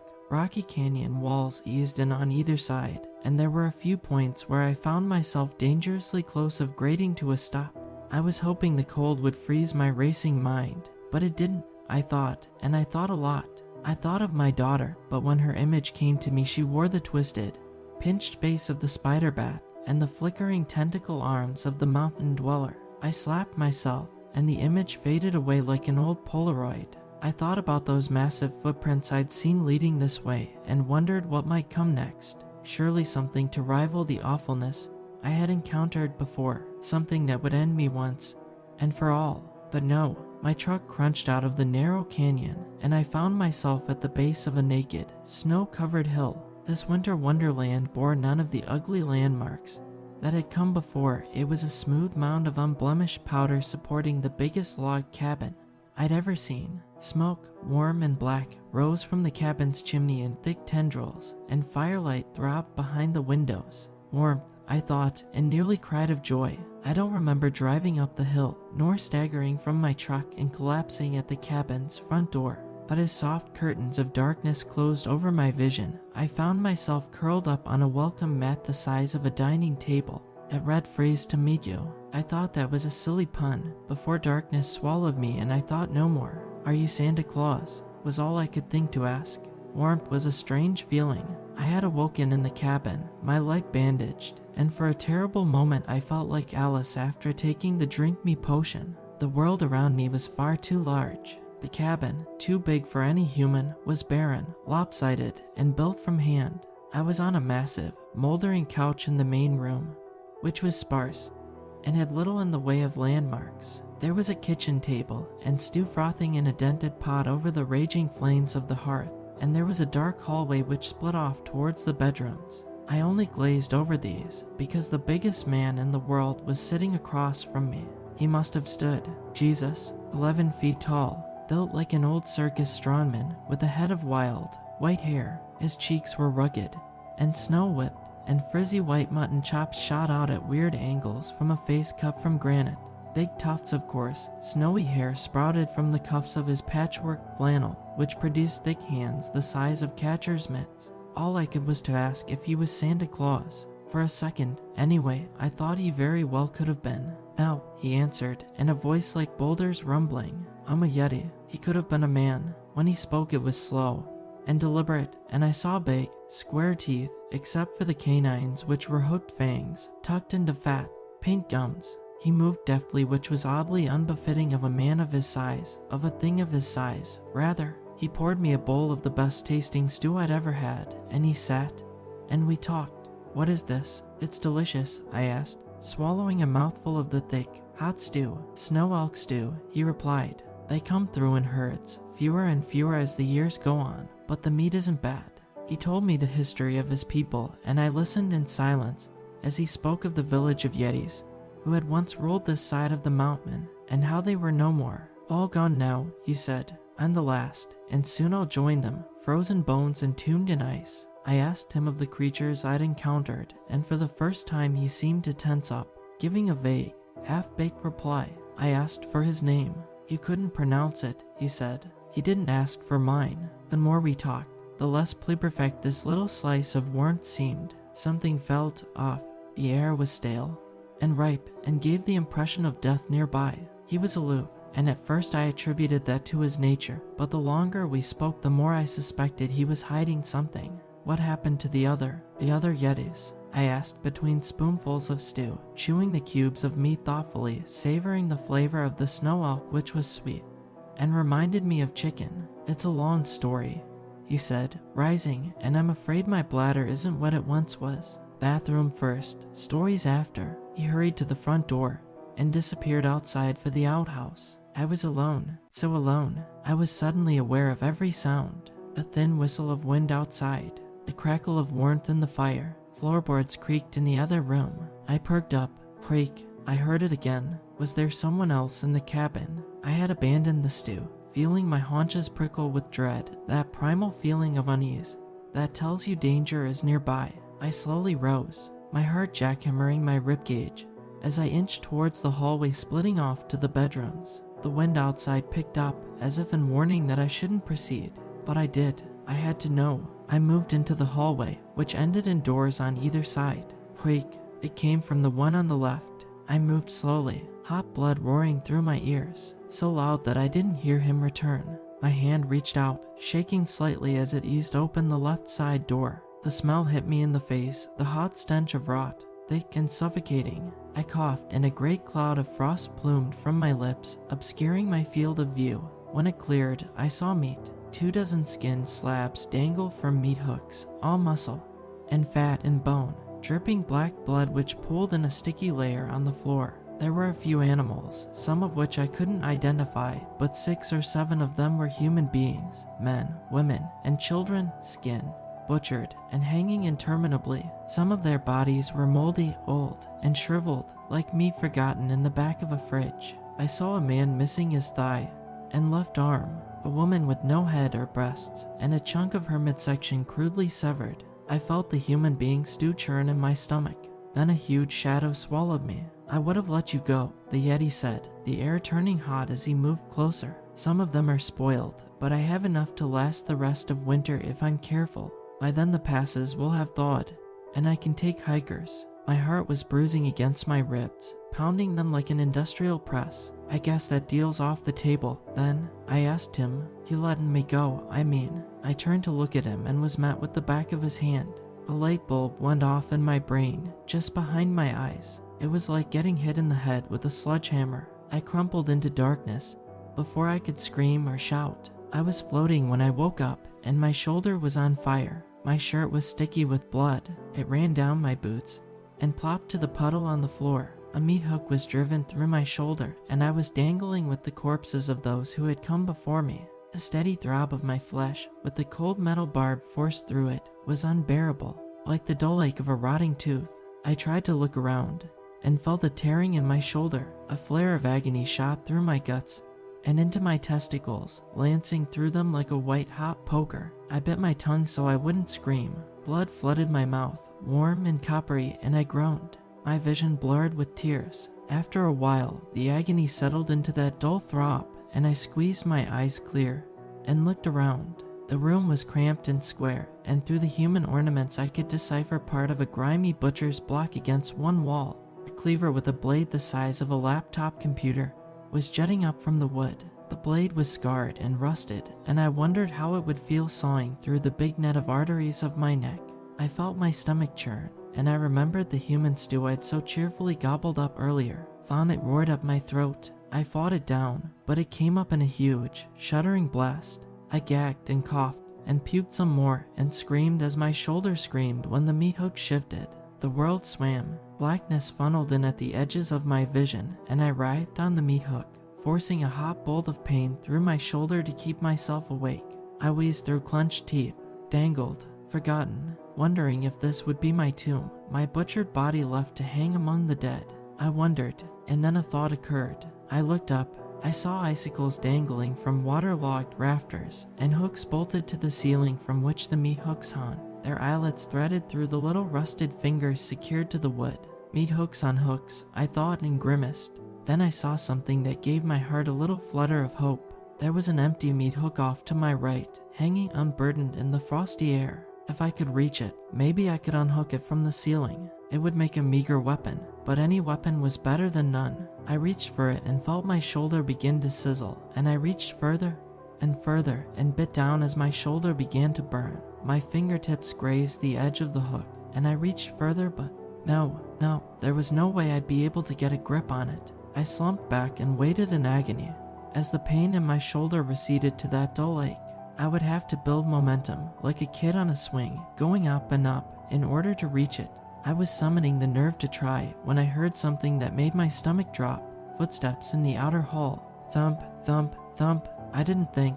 I swung for the meat hook. Pain shot through my shoulder, an agonizing rush that lit up my whole side. I ignored it and I swung. Thump, thump. The footsteps closer now. I grabbed for the hook, but I wasn't close enough. Thump, thump, just outside the door. I swung. I kicked my legs. I swung, biting down on my tongue, smothering a scream. I grabbed the meat hook and fell back, concealing it behind my back. The Yeti lumbered in, just as I was steadying myself on the body beside me. He paused and looked up at me, and just when I thought I'd been caught, I saw there was sadness in his eyes. "I'm sorry," he said, and trundled over to the butcher's block. Thunk. He pried the cleaver free. My palm was sweating, and I tightened my grip on the meat hook held behind my back. "Please, I have a daughter." "So did I," he said. "So did I." He waded through the hanging bodies and stood before me. "Can't you?" I choked on my emotion, hot tears sledding down my vomit-caked mouth. "It'll be quick." He raised the cleaver. I inhaled, and the world shot into clarity. I roared. It was a war cry. The Yeti paused, stunned. The meat hook in my hand came up and down with more force than I ever knew was in me. He looked over at the surge of movement, and the tip of the meat hook went burrowing through his eye with a wet crackle. His cleaver fell to the floor and embedded itself there, quivering slightly. He looked up at me with his good eye, the meat hook jutting from his skull like the world's biggest piercing. Blood bubbled from his ruined eye socket. The lights in his head dimmed. His legs crumpled. He tumbled forward, and when he hit the floor, the whole world shook. The earthquake rattled me on my hook where I dangled and bled and sobbed. I don't want to relive the hour I spent forcing my body off the meat hook, and so I'll spare myself and only tell you what came next. I found my truck where I had left it out front, with the keys still in the ignition. When the engine coughed to life, I tried not to cry. Then I drove, and never looked back. The world around me was white, and pure, and smooth. It was a snow-drenched moonscape.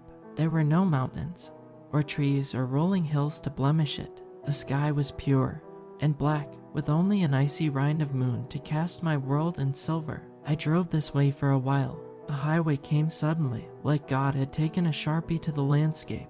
Just like that, 2 lanes of smooth asphalt began in the snow, and didn't end until I found myself on the other side of the dead stretch. The landscape slowly changed.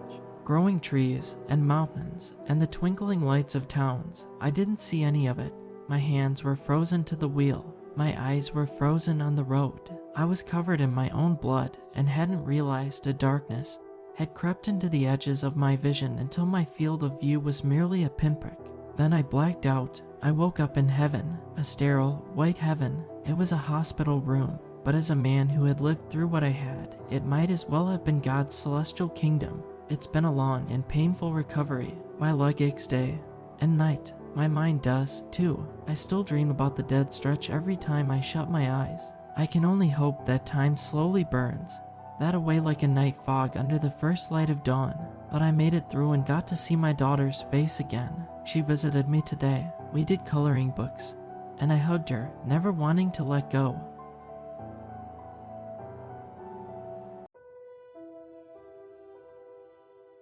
Working for the mob is pretty much the same as any other job you might have. You get up, you eat some breakfast, you go to work. On very rare occasions, you hit someone in the mouth. Most days, you're doing work someone who gets paid more than you tells you to do. You do a good job, you move up. You do a bad one, you don't. You do a really bad one, you move down. Me, I do good work. I was the right hand for a guy nicknamed No Red Wayne. He got the name because he didn't like red. Didn't like it on his people, didn't like it on his turf, didn't like it in his books. He was good at keeping the red out, so he was highly trusted and widely respected. A couple months ago, No Red was asked to take over a club up north that was underperforming. We yanked the leashes a few times and got the place on track pretty quick.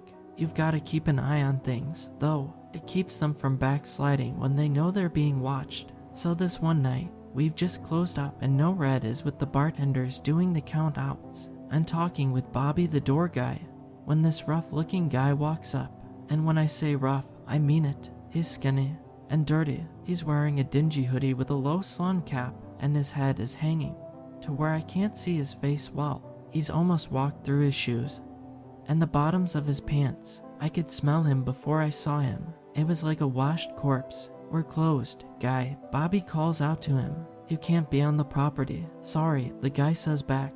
He sounds way more clear-headed than his appearance would suggest. I'm looking for someone. You call him No Red. Can you send him out? Now, I've been working with No Red for a while now. I've never seen him keeping company with anyone that could make a coroner put down his fork, so I'm really curious. How do you know No Red? We go way back. Tell him it's Sherman Sandoval. I figure it can't hurt. This guy doesn't seem that dangerous, so I tell Bobby to keep an eye on him and to go head inside. When I unlocked the door, the guy took a half step forward, but so did Bobby, and he backed up again. Hey, No Red, I call out. There's a guy outside asking for you.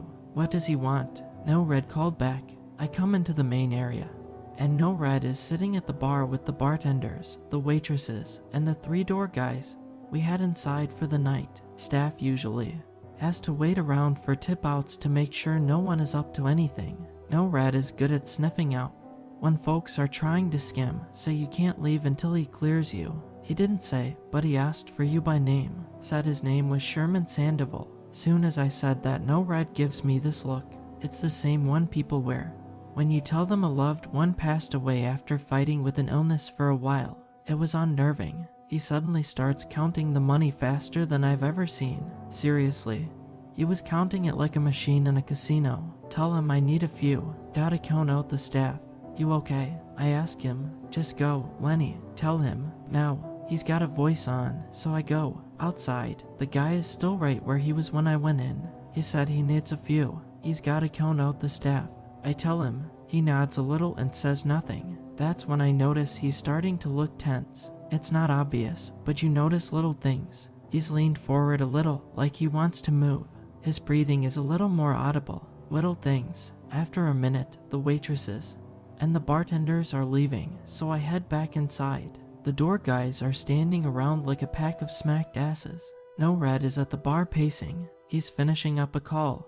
When he sees me, he waves me over, then turns to the guys. Alright, fellas, we got a problem, and I gotta explain it first, so clean the shit out of your ears, because we don't have time for me to say any of this twice. That man outside isn't a man, not anymore. That thing outside is a ghoul. Now I'm a bit of a horror movie buff, so I laugh.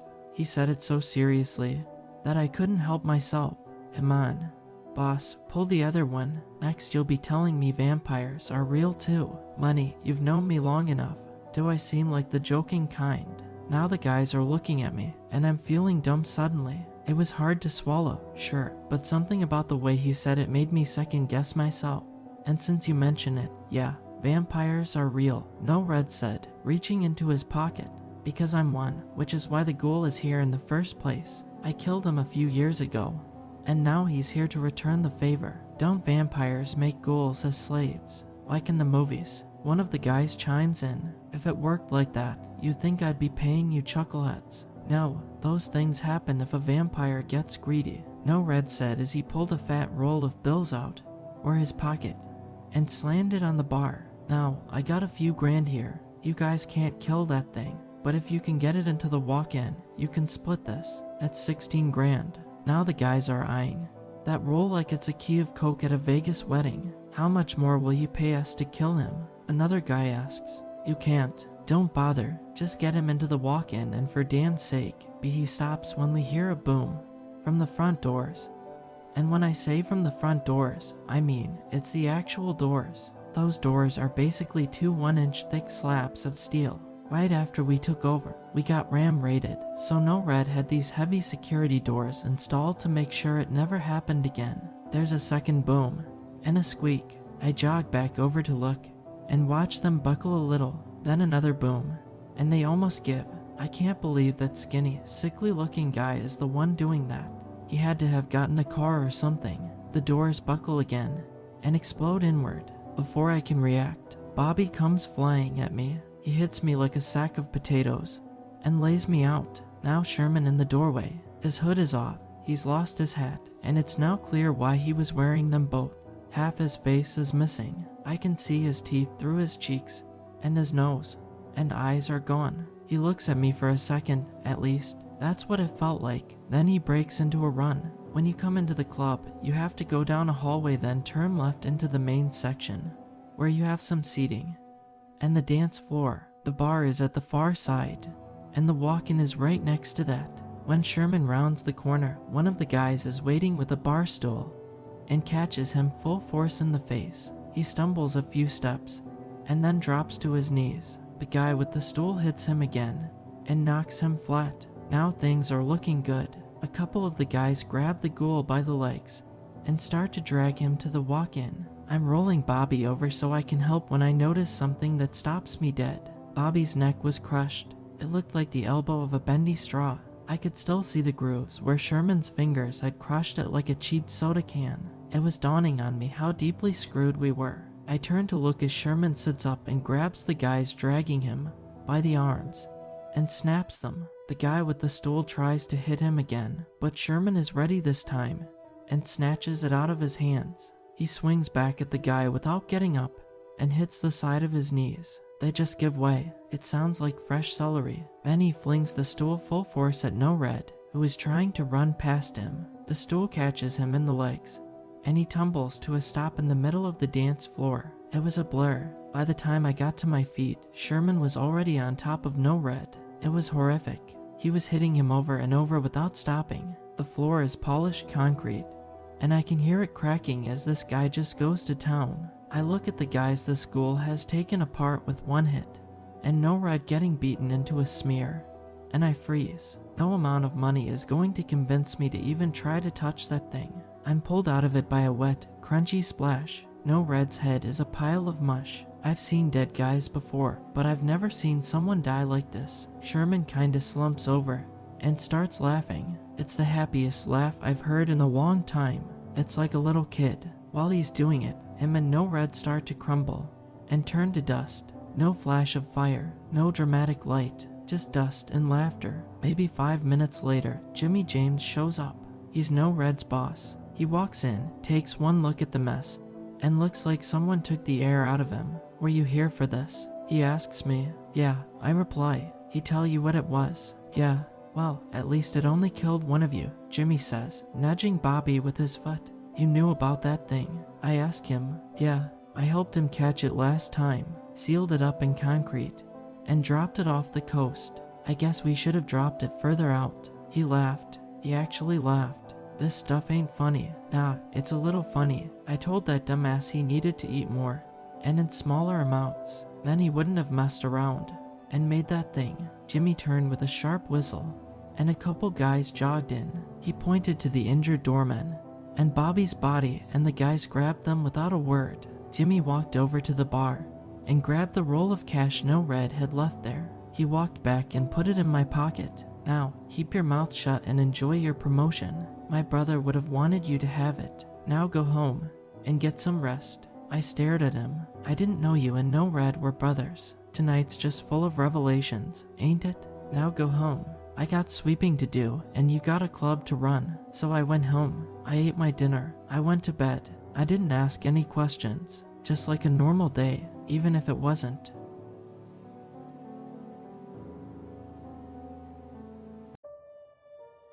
They lied to us. They lied to all of us. The history books are wrong. The era of Queen Victoria isn't an era of prosperity for the British Empire. It isn't an era of prosperity for any empire. It is not even an era of humanity. It was the year 2025 when I went back in time. Norvinium doesn't allow its test subjects to use the internet in the past to post online and mess up the timeline, but I have to. I don't know when this post will reach the internet, as my phone can't lock on to one signal from one time. It might come to the public in the year 1999 or the year 2050. In the year 2024, a tech startup called Norvinium had unveiled the first prototype of the world's first working time machine, and they had recruited 100 volunteers to test run it. I was one of them. Norvinium had run people through hundreds of vigorous exercises and tests to make sure that the people were safe. When they went through the time travel, we were given special computers and phones that could catch a signal through time, which I am using right now to type this out. On the 13th of March, 2025, all 100 of them sat in their respective time machines and went off in time to 100 different time periods. I was selected to go to London in 1867, and I was pretty excited to do it. I was a history geek who especially loved aristocracy and the monarchy of many different countries, so getting to go to the era of one of the most famous monarchs of all time felt almost like a blessing to me. Oh, how naive I was. On the 13th of March, 2025, at exactly 2:13 p.m., I pressed the button in my time machine number 79 and fell through the timeline. I couldn't see anything. It felt like I was falling for many hours. When I reached the end of the timeline, I arrived in the year 1867 on the 14th of August at 2:30 p.m. The plan was for me to land in or near Portman Square before disembarking and exploring parts of London. However, what happened to me was part of no plan. It was nothing me or the team at Norvinium could have imagined.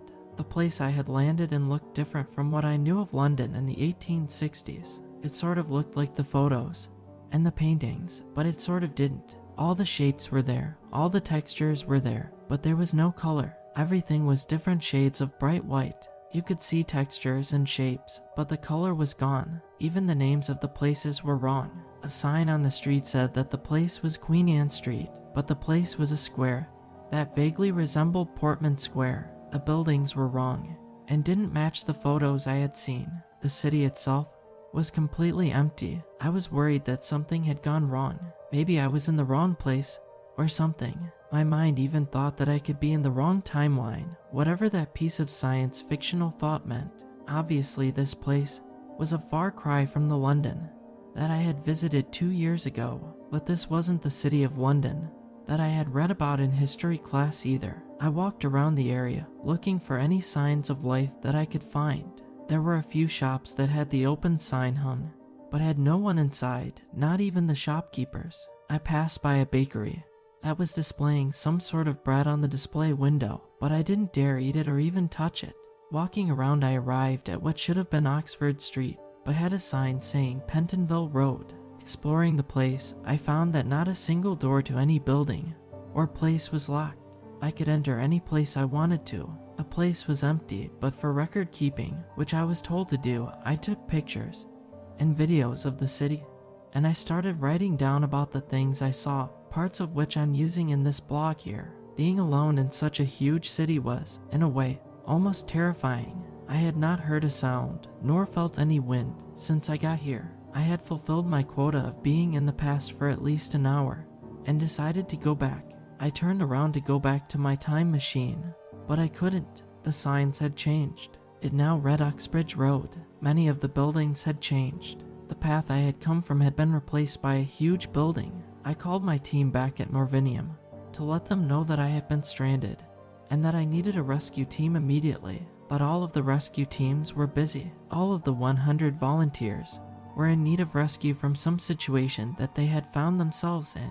Help wouldn't be coming in at least for a few hours. As soon as I turned back around, I saw a figure moving towards me. He was wearing a brown-colored coat and trousers. His skin was paper white, and he had no face. Where his eyes were supposed to be were 2 red, glowing holes. He had no other facial features. When he neared me, I noticed that the clothes he was wearing appeared to be almost 10 sizes too big for him. Almost like there was no body under those clothes, or the body he did have was thinner than a metal wire. I realized that he was really far away from me, but was moving towards me at an alarming rate. He was also humming in a strange tone that made me uneasy. He was not walking, but almost sliding towards me. His movement looked like one of those early 2000s video game movement where the walking animation would glitch out and not match the floor. Seeing him made me really terrified for some reason, and I started running, but I felt that he would catch up to me. I ran inside what looked like a restaurant combined with a barber shop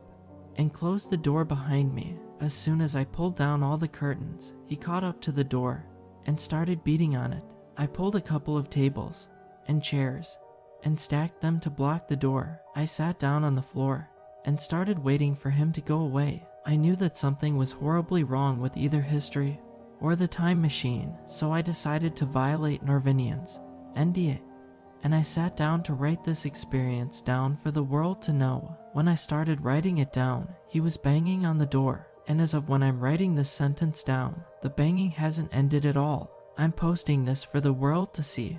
And no, I hope that this post reaches the internet world after 2024 so that everyone might believe me. But if you're seeing this post come up before time machines were unveiled to the public by Norvinium, please believe me. I am extremely scared for my life, and I do not know what to do. I'll try to wait out the creature's banging and hope it goes away before my rescue team arrives. I'm going to try to wait it out now. I'll be posting an update if something happens and my rescue team doesn't arrive, but I don't know if my update will be published at the correct date and time or will be displaced by years. I hope that it's at a time soon after the first one gets uploaded.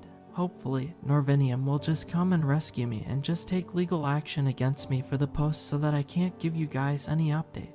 Each bang gets louder than the previous one. God, someone please come and help me. I'm so scared. This isn't a normal world. This isn't a normal place. If this is truly Victorian London, then the history books are completely wrong. I don't know what's happening or what happened. All that I am certain of is that humans are not here in London in 1867. My sister, oh God, I miss my sister, my wife, my daughter. How long has it been? I know that it's been more than just a few hours for me, but how long do I have to wait for them? Did they overshoot the date and time for the machine? Has there been a setback? Why aren't they just coming to pick me up at the moment I called or even arrived here? The banging is so loud now that I can even hear it in my thoughts. Thump, thump, thump.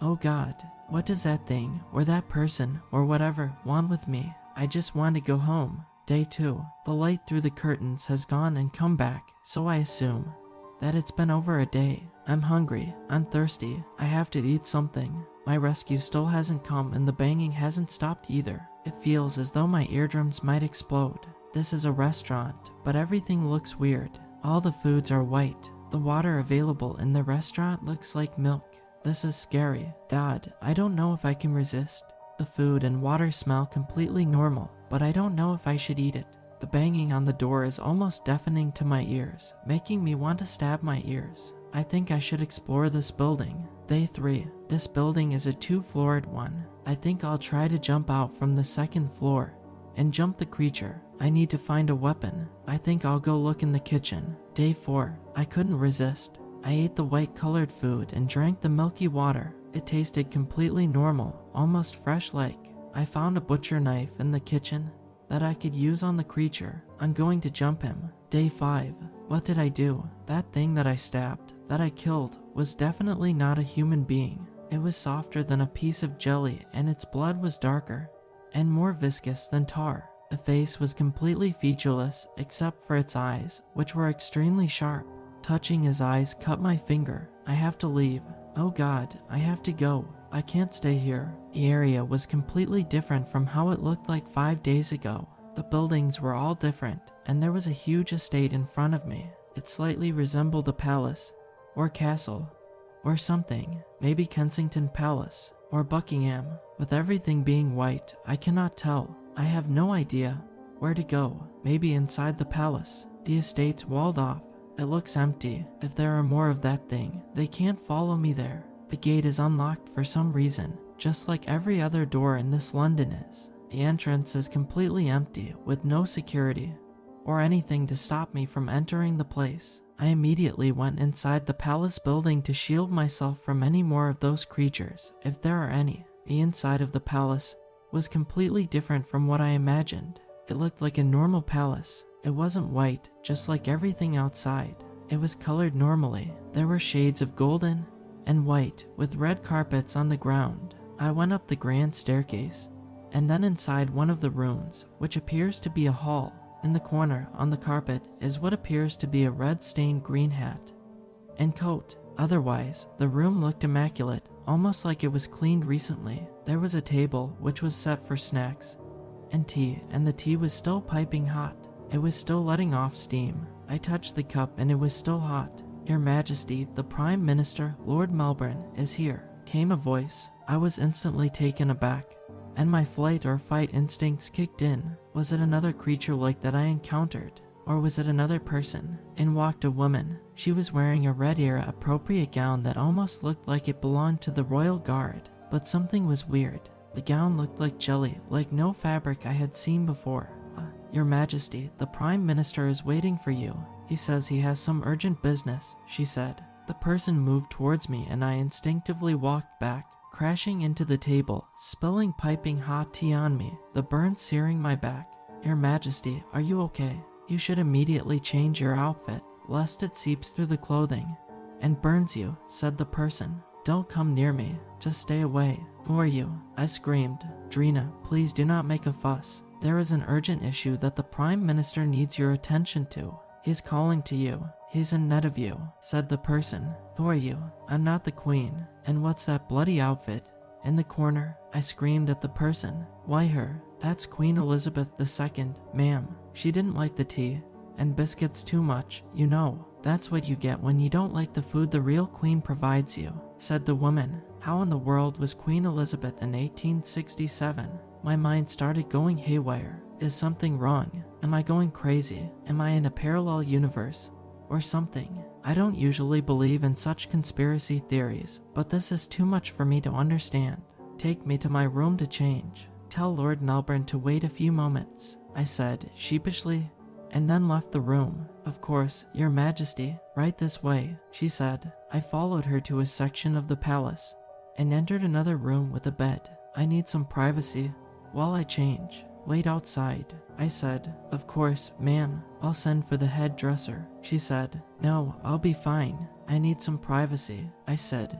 And then I closed the door behind me. What in the world is going on? I need to contact Morvinium and checked for Queen Elizabeth II's status. I tried to contact them on my phone, but no one picked up. My signal was really unstable. That shouldn't happen. The phone should be able to pick up mobile signals throughout the whole timeline. I need to get out of this place. I don't know what is going on or if I am safe at all. There's another door, and I'm leaving through it. I open the door, peeking out into the hallway. Your Majesty, what are you doing? You still haven't changed. I guess you'll have to go out like this. I'll have to ask the Prime Minister not to mention this to anyone. Do come quickly. The Prime Minister is waiting for you. He says he has some urgent business. She repeated, "What the hell? Why the hell do you keep repeating that sentence over and over again? Where is the Prime Minister? Where is everyone? I haven't seen anyone other than you in those bloody clothing in this whole palace. I'm not going with you at all. I'm leaving this place." I yelled that as strongly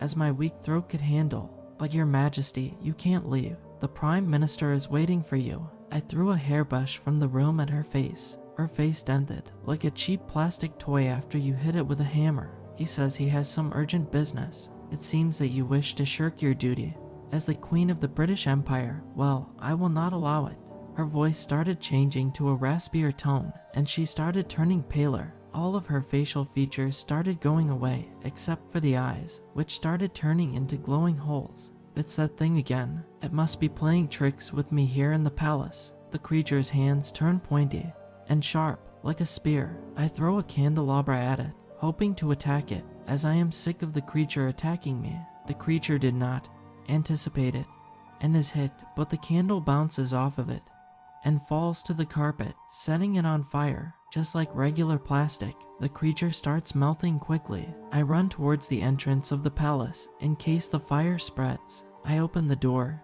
and go outside. A significant portion of the palace has caught on fire. The smoke has started spreading, exiting out of two areas, one of which was near where I was and another at the end of the palace. The palace itself is burning as well. I see them. I see more of them. Hundreds of them. Thousands of them. There are so many of that creature dressed in human clothing, all of them without faces, some of them without arms or legs, but all of them in the streets of the city outside of the garden. They're all looking at me. They want to get in the palace grounds. They want to kill me. I can't go back inside the palace for shelter. It's burning, and I can't go through the front gate. I'm stuck here. I'll probably die here. They're going to kill me. They'll get in soon. There's no point in resisting. I'll just sit on the ground, I guess, and wait to die. I close my eyes and lie on the ground. I wait for them to breach the tall fence wall and just kill me. When I open them, I find myself back inside the palace. The entirety of the building is burning. Someone had dragged me back in. Such brutality. It's almost as if you have some sort of a mental illness. You should have agreed to see me. Now, you've killed over 2 of us. You killed Baroness Lazen. You killed one of the citizens of London. I was willing to let go of one random civilian, but not a member of the royal household. You will have to be brought to a trial. What trial? Who are you anyway? What are you doing in London? What did you do with the humans who were supposed to be here anyway? If I am a murderer, what the hell are you then? I said, I'm the Prime Minister of the United Kingdom, Henry William Lamb, the 2nd Viscount Melbourne, at your service. Melbourne, I know history, and you're definitely not him. You look nothing like him. The person in front of me had an eye patch, a dark olive skin, and blonde hair. He looked nothing like the history books showed Lord Melbourne to look like. I'm not the Melbourne your people know. That Melbourne doesn't exist anymore. One of your co-testers messed up. The entire world is different. Why did your people not come to save you? Because the tester made them not exist anymore. No, that's not possible. If we made our company not exist anymore, then there would be no time machine invented, and no one would be able to go back in time, and the log I've been writing would not be able to be posted to the internet. I said, really, I guess. Some times still haven't yet been replaced by the new timeline. When the ripple effect happened, thank you for making us aware of these pockets of time that still host the original timeline. Physics always prefer the natural order, but this new artificial timeline will prevail. I would like to thank you people for creating us. The new timeline is for us to live in. Humanity is gone forever and Earth is for us now. Thank you for your time machine. We now have something to use to gather up all the remaining 100 humans now, plus any other time that still hasn't been replaced by the new timeline. Now, you will be executed for your crimes against 2 citizens of the British Empire. Guards, take him away, said Melbourne. 2 of the white-colored creatures come and grab me by my shoulders, dragging me out of the burning palace. They're going towards the door, towards the entrance. They're taking me towards the crowd.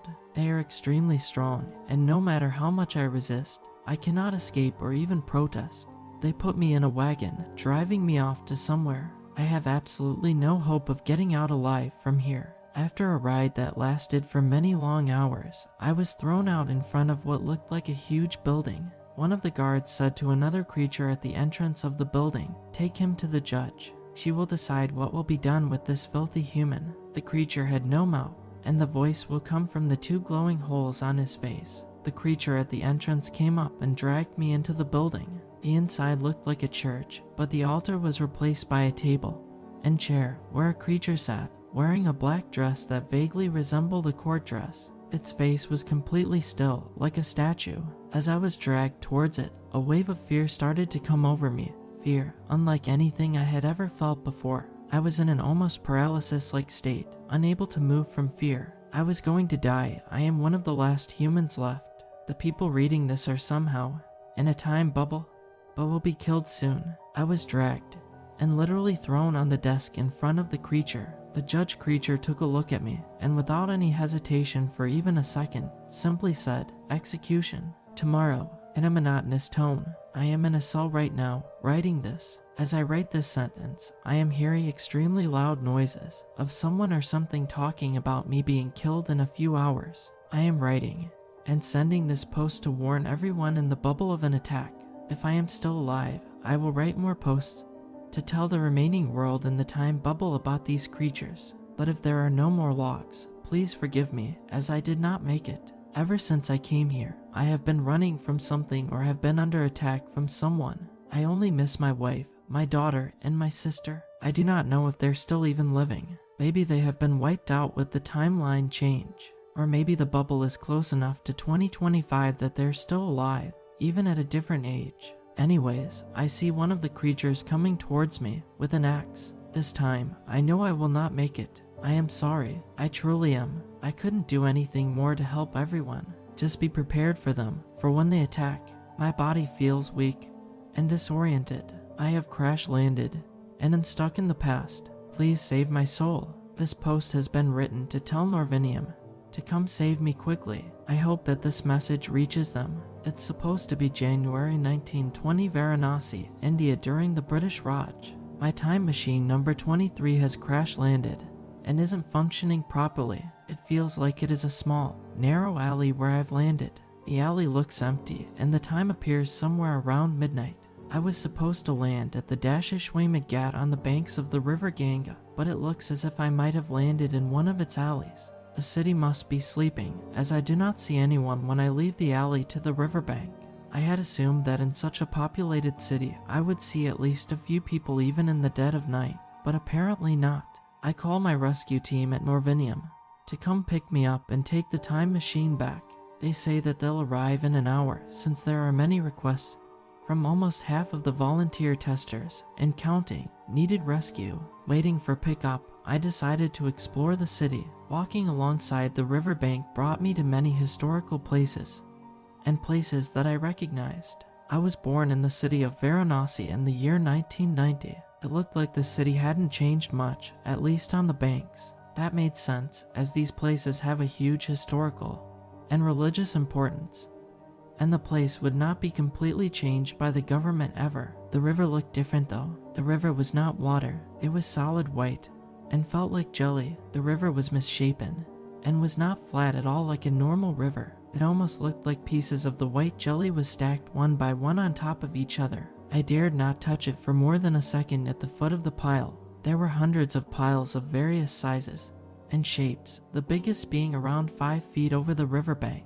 and parts of them were moving. There were protrusions in many places that were moving in different directions and speeds, repeating one single motion over and over again. This was not normal. There was no water in the river. It was not ice. And anyway, there couldn't be any ice in this 30 degrees Celsius weather. I kicked the jelly at the corner of the pile and a pocket of it deflated, oozing out a thick, dark, viscous substance, which I immediately backed away from. I backed away from the river to get away from the jelly-like substance. I decided to enter the city interior. Through the Munchie Ghat, I enter some alleyways which open up to an area called the Bengali Tola. I had never previously been here even when I lived in the city, but I had heard that it was an area of Varanasi where the people of Bengal live, that had a college, and a school, and some shops, but there was something completely different from what anything that's possible in a city in India. All the buildings in the area were made completely of platinum and had an architectural style that I didn't recognize. The buildings were completely plain, with no art design or visible features to them. They were all just plain walls with door frames made of silver, with not even a door in them. I entered one of the buildings, but the inside was just one room. There was a bed, but it was as hard as stone, even though it looked like a normal Indian cot bed made of rope. There was nothing else in the room except for a huge radio, which I turned on. There was music playing, but it definitely wasn't Indian or British, actually sounding kind of robotic and futuristic. I exit the building, but I'm no longer in the area I originally was. I was back on the riverbanks of the city. Somehow, I had been transported back to the riverfront area. Was I drugged? The place in itself looked completely weird and different from what it should have been. The night was passing, and dawn was about to break. I recognized the area as the Asi Ghat, or the 80th Ghat. This area was considered to be the end of historical Varanasi, and any further would be later constructions. I realized that it had been over an hour and my help still hadn't arrived, so I started walking back to the Dashishwamid Ghat to pick up my phone and laptop, which I had left in there, to contact Norvinium again. By the time I reached the time machine, dawn had broken and I assumed that the people would be coming out soon. I called Norvinium, but they weren't picking up. I had a spare change of clothes in the machine that was era appropriate, so I changed into them and started walking back towards the Ghats. I had only worn a sari a few times before in my life, even as an Indian, so wearing it made me feel a little uncomfortable. I sat down on the Ghat steps and decided to start writing my logs for record keeping as said by Norvinium. I checked on my phone and the time was 7 a.m. When I started writing, suddenly I heard a huge rumble. Was it an earthquake? No, Varanasi doesn't have earthquakes of this magnitude ever. The river was shaking, the jelly was shaking. A piece detached from the main body of the jelly and shaped itself into a humanoid shape. One by one, from all the piles of the substance in the river, pieces started to detach themselves and take shape. The pieces started leaving the river and walking towards the city. There were thousands that I could see with the naked eye, but I would not be surprised if the pieces were in the millions extending throughout the whole city. I ran and hid in an alley behind the Ghat. The creatures had no face and only glowing eye sockets. They barely had a body, which looked like a bunch of wires in the shape of legs and arms. It's hard to describe. It's like when you doodle a human but draw only one line for the main body and two protruding lines from the shoulder for the hands, and two lines from halfway down the main body for the legs. That is how their bodies looked, except at the end of the wires, they did have complete legs and arms. A lot of them were walking towards the alley I was hiding in, so I went deeper inside. I went inside a building, but it didn't have doors, just an open door frame. None of the buildings in this alley did, just like the buildings in the Bengali Tola. Although I'm hidden behind a tall table made of silver, I am extremely scared. Outside of the building, one of them was talking to another. It said, "One of us was killed during the night." The other replied, "No one could have done that. Everyone was asleep." "I know, but I saw it myself.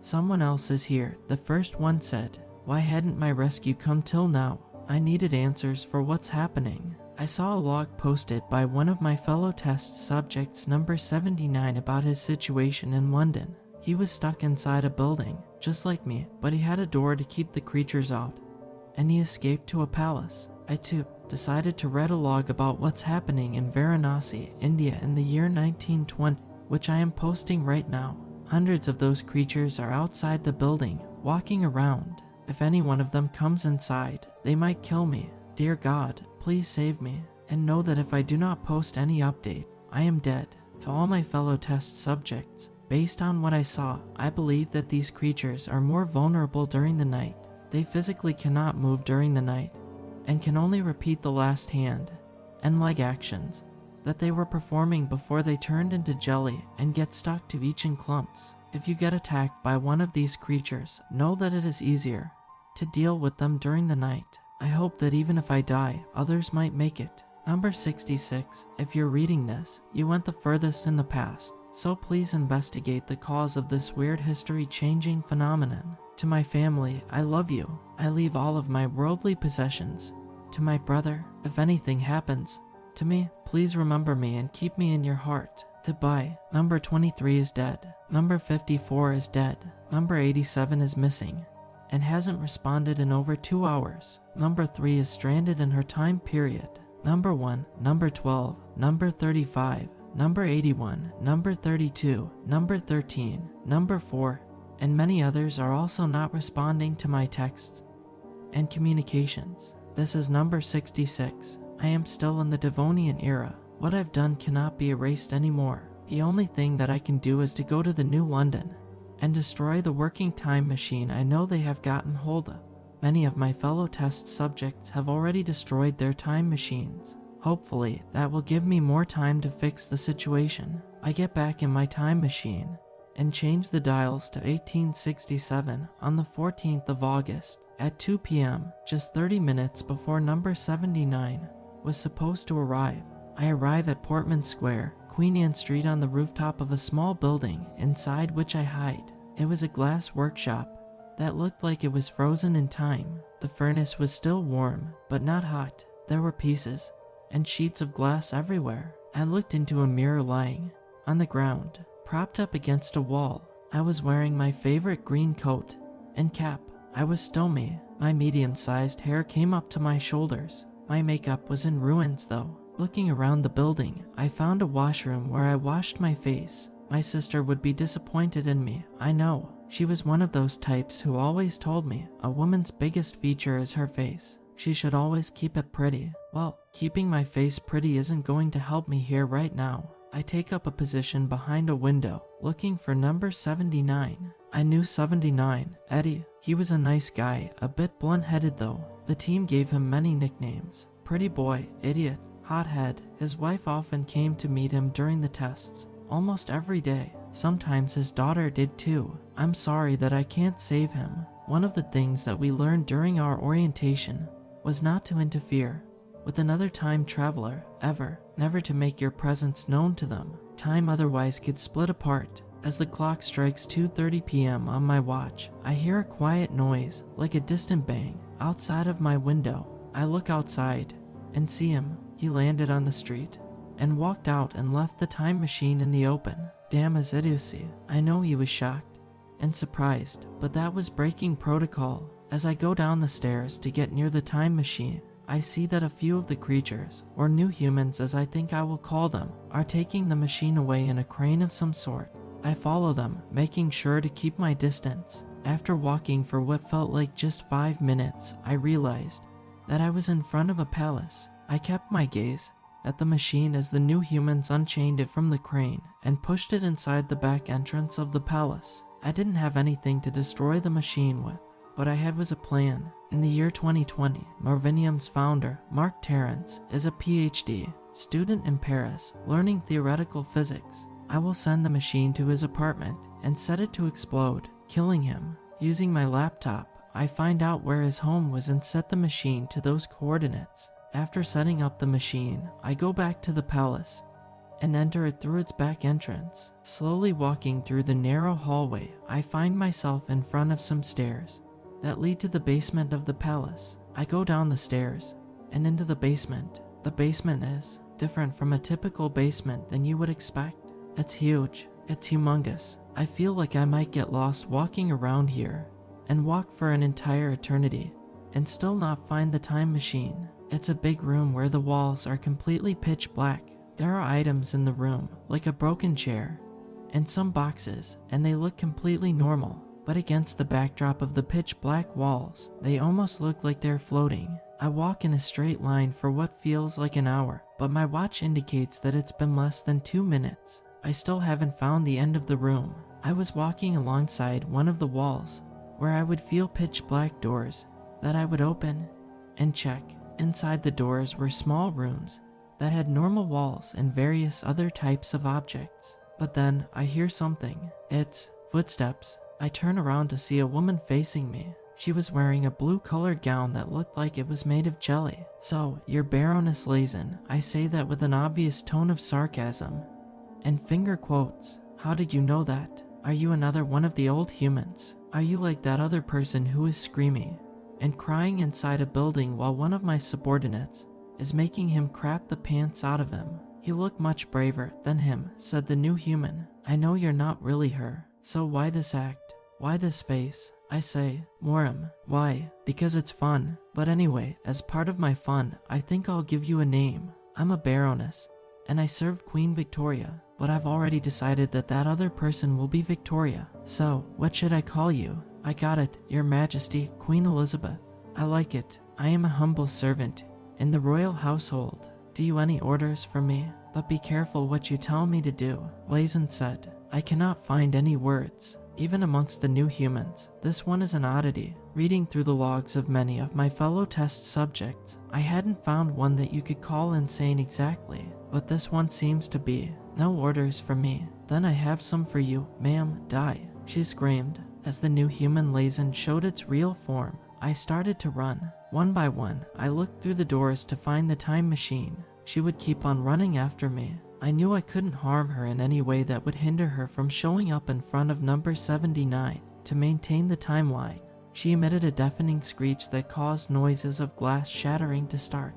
Finally, I found the time machine in a room. I locked the door behind me and set up the machine to self-explode. After that, I sit in a corner of the room and start to write this log as a diary of sorts in the room, hoping that someone would remember me, even if they do not believe this log.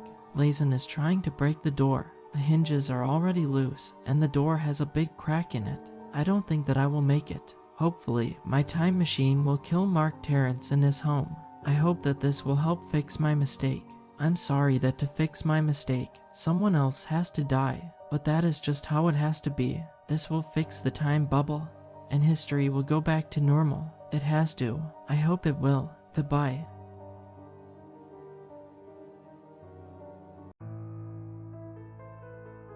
One day out of the month, a raffle ticket with one lucky worker's name got picked. This happened at the employee appreciation party. This winner got gifted the usual items one would expect at these sorts of functions. Things like new crockpots or cutting boards. There was one prize which interested us cubicle workers more than any other. It was a trip. It was not one overseas to Hawaii or Switzerland. It was an opportunity to see a part of the company building which was off limits. It was even guarded by armed security. It was a chance to visit the 16th floor. What stupefied everyone was how the workers who had won in the past never came back.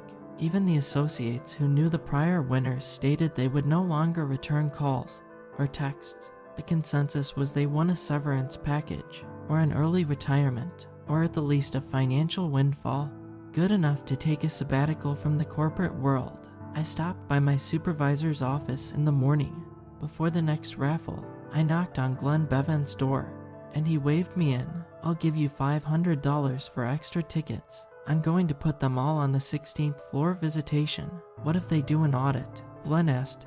"I don't think they've ever done that before. Once the winner's declared, they throw the rest out. I'm putting them in on the single winnable prize. It's not like they'll know I'd had extra chances since they'll only be pulling my name once. Either one of us will get in trouble." They keep the tickets in a back room with cameras. I will have to be quick and hope no one catches me. The department has gotten smaller, so I can't justify grabbing a fistful. "I know you'll be stealthy. Make it 6, you said." I winced. I knew my beginning price was already too steep. I was cutting into my budget, but I nodded. We shook hands. The higher echelon of management is always easy to bribe. The drawing took place in the convention center part of the structure. When the HR representative pulled my name, I stood. "No," a voice cried out in the back. They all turned around to look at Jim. He looked as though he was there on his day off, if he was not drinking on the job.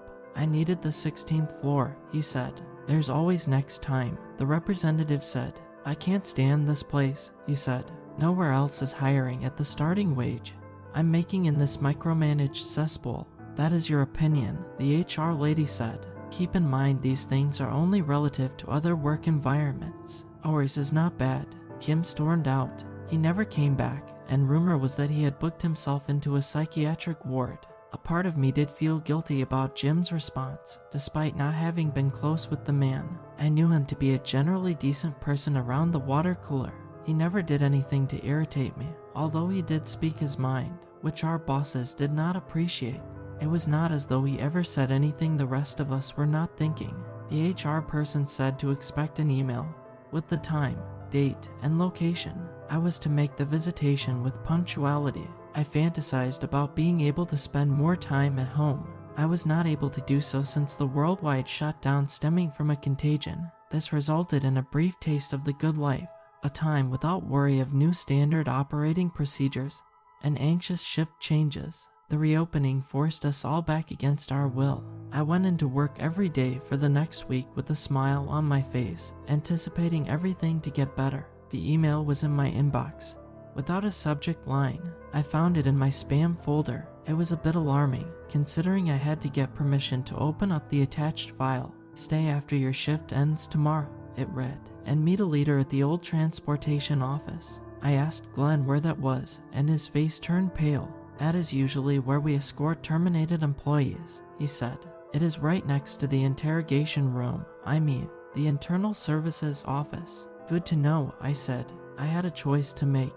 I could assume that this was their excuse to dispose of me as a valued member, or it was going to be the complete reverse of such a negative situation, a promotion to a permanent vacation. It was possible they wanted to give me my early retirement. Better on their part to walk me out of a hidden doorway and not attract attention.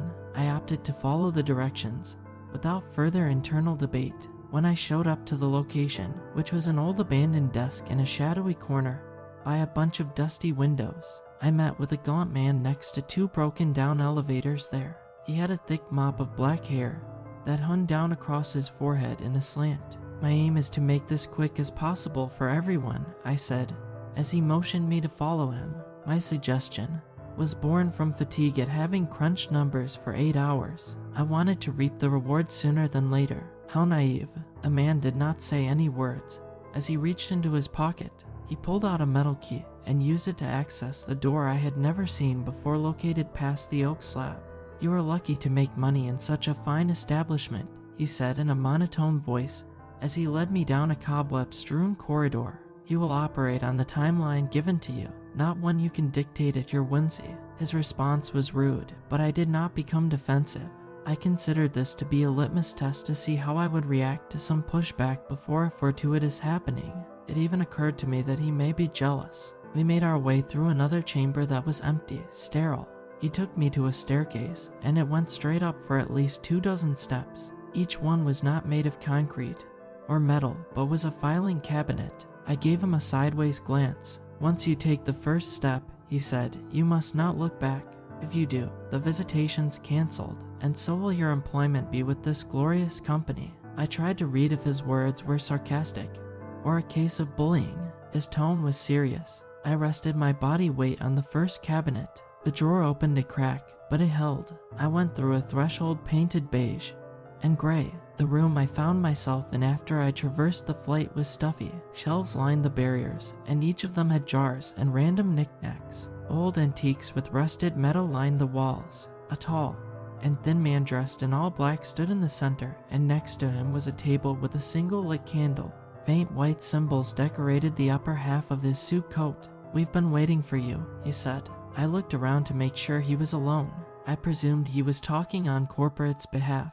He reached over and grabbed a stack of papers. He lifted them up in the air and showed them to me. "This is a collection of your performance infractions," he said. "Everything from complaints of clients to coworkers who stated you have been slacking. They have to pick up the tasks you were not disciplined enough to finish. I also have a list of your greatest transgressions, the sins you have committed which you hope were so far behind you." "Impossible," I said. "Write-ups are not uncommon in my career. It was always my goal to make the process of them giving me the criticism as uncomfortable as I was receiving it." "You don't know who I am, the new GM. I am the one and true auditor of everyone's greatest missteps," he said. He bent down to drop the stack back onto the surface. "Sounds like an exhausting position. You will sign these write-ups, or your secrets will come to light. There is a pen next to the sheets." "What do I get for complying with your order?" I asked as I felt my body tense up.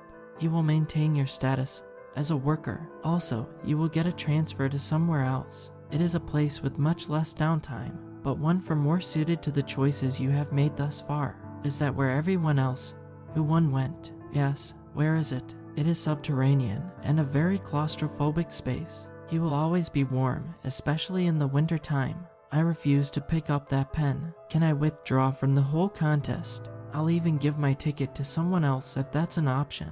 He screamed, but it did not sound human. It was more like a raspy wail, one obstructed by thin sheet metal. As he was in the midst of his emanation, veils of mist began to fall down the walls. I looked for stage hands holding fog machines and the rafters. "You must sign the write-ups," he said. His voice had altered, as though a swarm of fire ants were swimming in his throat. He also swung his head in odd directions, a contortion of pain. "You can't force me to," I said. "If you do, I'll sign it under duress, which is going to make a court case of my wrongful termination that much stronger." A torch that I had not taken notice of since it blended in with the darkness where it sat lit up behind him. This was either a pyrotechnic trick, or someone managed to ignite it ran away fast enough to vanish. "You will sign it or you will not leave this room alive," he said. That same echoing growl and transformed groan filled the ether. He took a few steps towards me, and his stride was so massive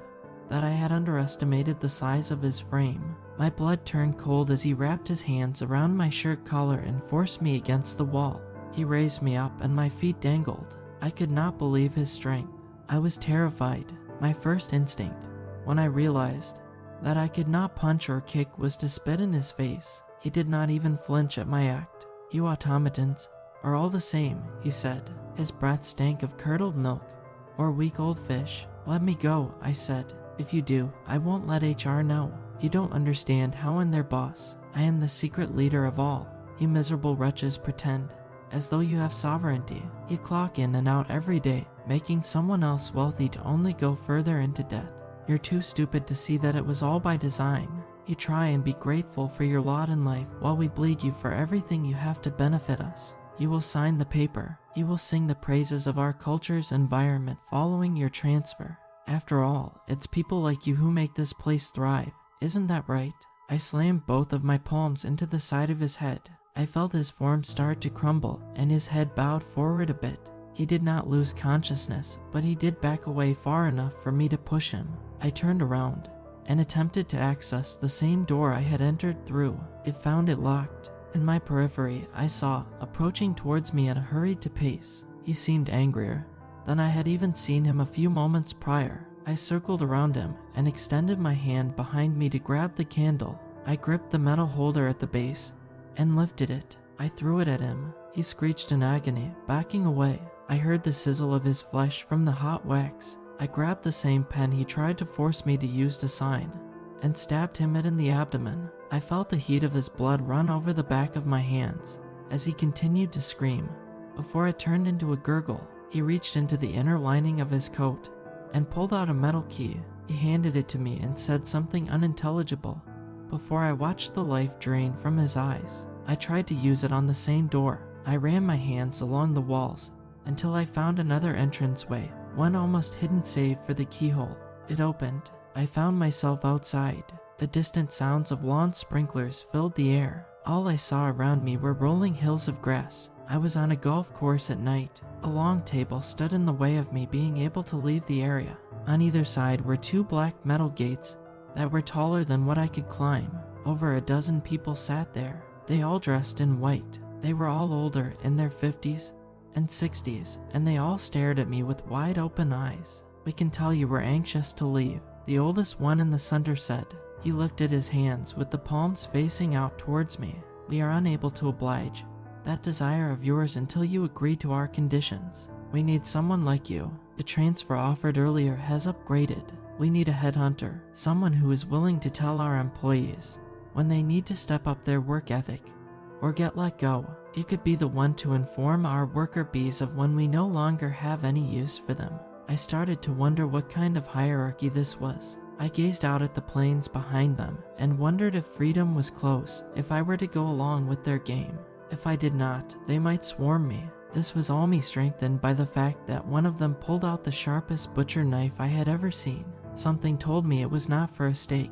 I wondered how many winners at the employee appreciation parties died. Yes, I said, I will prove my loyalty to the company if you promise not to harm me. The one in the center smiled and said, looks like someone has gotten a promotion.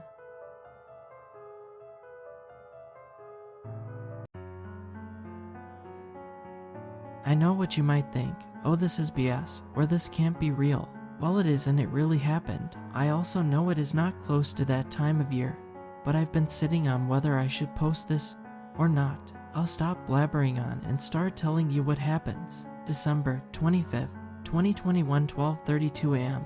I woke up to the something on my roof. It sounded like hooves from a deer or horse. I tried to get up to call the cops because I thought it might be someone trying to break in, but I couldn't move. I tried and I could not move at all. After a few moments I heard something crawl down the chimney, and I knew whoever it was inside. That was when I heard my daughter's door open. At that moment I knew I needed to get up, so I tried again, but still could not move. I tried to tell her to go back to her room, but I couldn't speak. I heard her little feet run down the stairs. Then I heard her scream. After she screamed it was silent. Then there was the sound of something crawling back up the chimney. That was all I remember till I woke up the next morning. December 25th, 2021, 7:26 a.m. Normally at this time my daughter runs in and wakes me, but it was quiet. I thought that what I heard last night was a dream, so I got up thinking my daughter was still asleep. When I got to the stairs I saw her door open. I thought nothing of it and thought maybe she was up and already downstairs. I walked downstairs, but I didn't see her. She was gone. I looked everywhere for her, and she was nowhere to be seen. I called the 911 and told them my daughter was missing. December 25th, 2021, 8:04 a.m. I heard a knock at the door. Mr. Smith, it's the police department. Come to the door. We have a few questions. One of the officers said through the door. I got up and headed to the door. The red and blue lights from their car was flashing through the window. I opened the door. Officers, please come in, it's cold out there, I said quietly. The officers walked in and shook off the snow on their boots. Would you like some coffee? I asked. No thank you, we had some on the way here, the female officer said. I nodded and led them into the living room. So Mr. Smith, you said your daughter was missing, the female officer said. Yes, she is, I said quickly. All right, did you hear or see anything? The male officer said while pulling out a notebook. Look, this may sound crazy, but I paused for a second to figure out how to explain this. Last night I woke up to the sound of something on my roof. Then I heard something crawl down the chimney. Then I heard my daughter run downstairs. She screamed and then something or someone crawled back up the chimney. So, you're saying your daughter was taken by Santa? The jolly old guy. Adults lie to their kids about to make them behave. The male officer with a smirk. Look officer, I'm not saying anything, but someone took my daughter last night. Alright, I don't know if it was Santa or some druggie looking for money, but someone took my daughter, I said, getting a little upset. Alright, please calm down. Can we look around for any signs of forced entry? The female officer said. I nodded and they looked. This took about 30 minutes, as they needed to look at every window and door. Alright sir, there does not seem to be any signs of forced entry. Is it possible she ran away? No, she would never, I said loudly. Alright, well we need to ask you questions about her for an Amber Alert, she added. After a few minutes we were done. Alright, to make sure I have everything correct. Your daughter's name is Lily Smith. She is 6 years old. She has black hair. She is around 3'6". She has a scar on her right cheek from a car accident that killed your wife and her mother. The last thing she was wearing was red pajamas with white snowflakes. Is this all correct? She asked. Yes, it is. Officers, please find her. I can't lose her as well, I said, knowing they might never find her. We will do the best we can, but there are no promises, the male officer said. After the questions, I had to fill out a statement, and they left. They said they will contact me with any updates. December 30th, 2021, 5:10 p.m. I was on my computer searching to see if anyone had the same thing happen to them. That is when I came across a man by the username ClawsHunter91.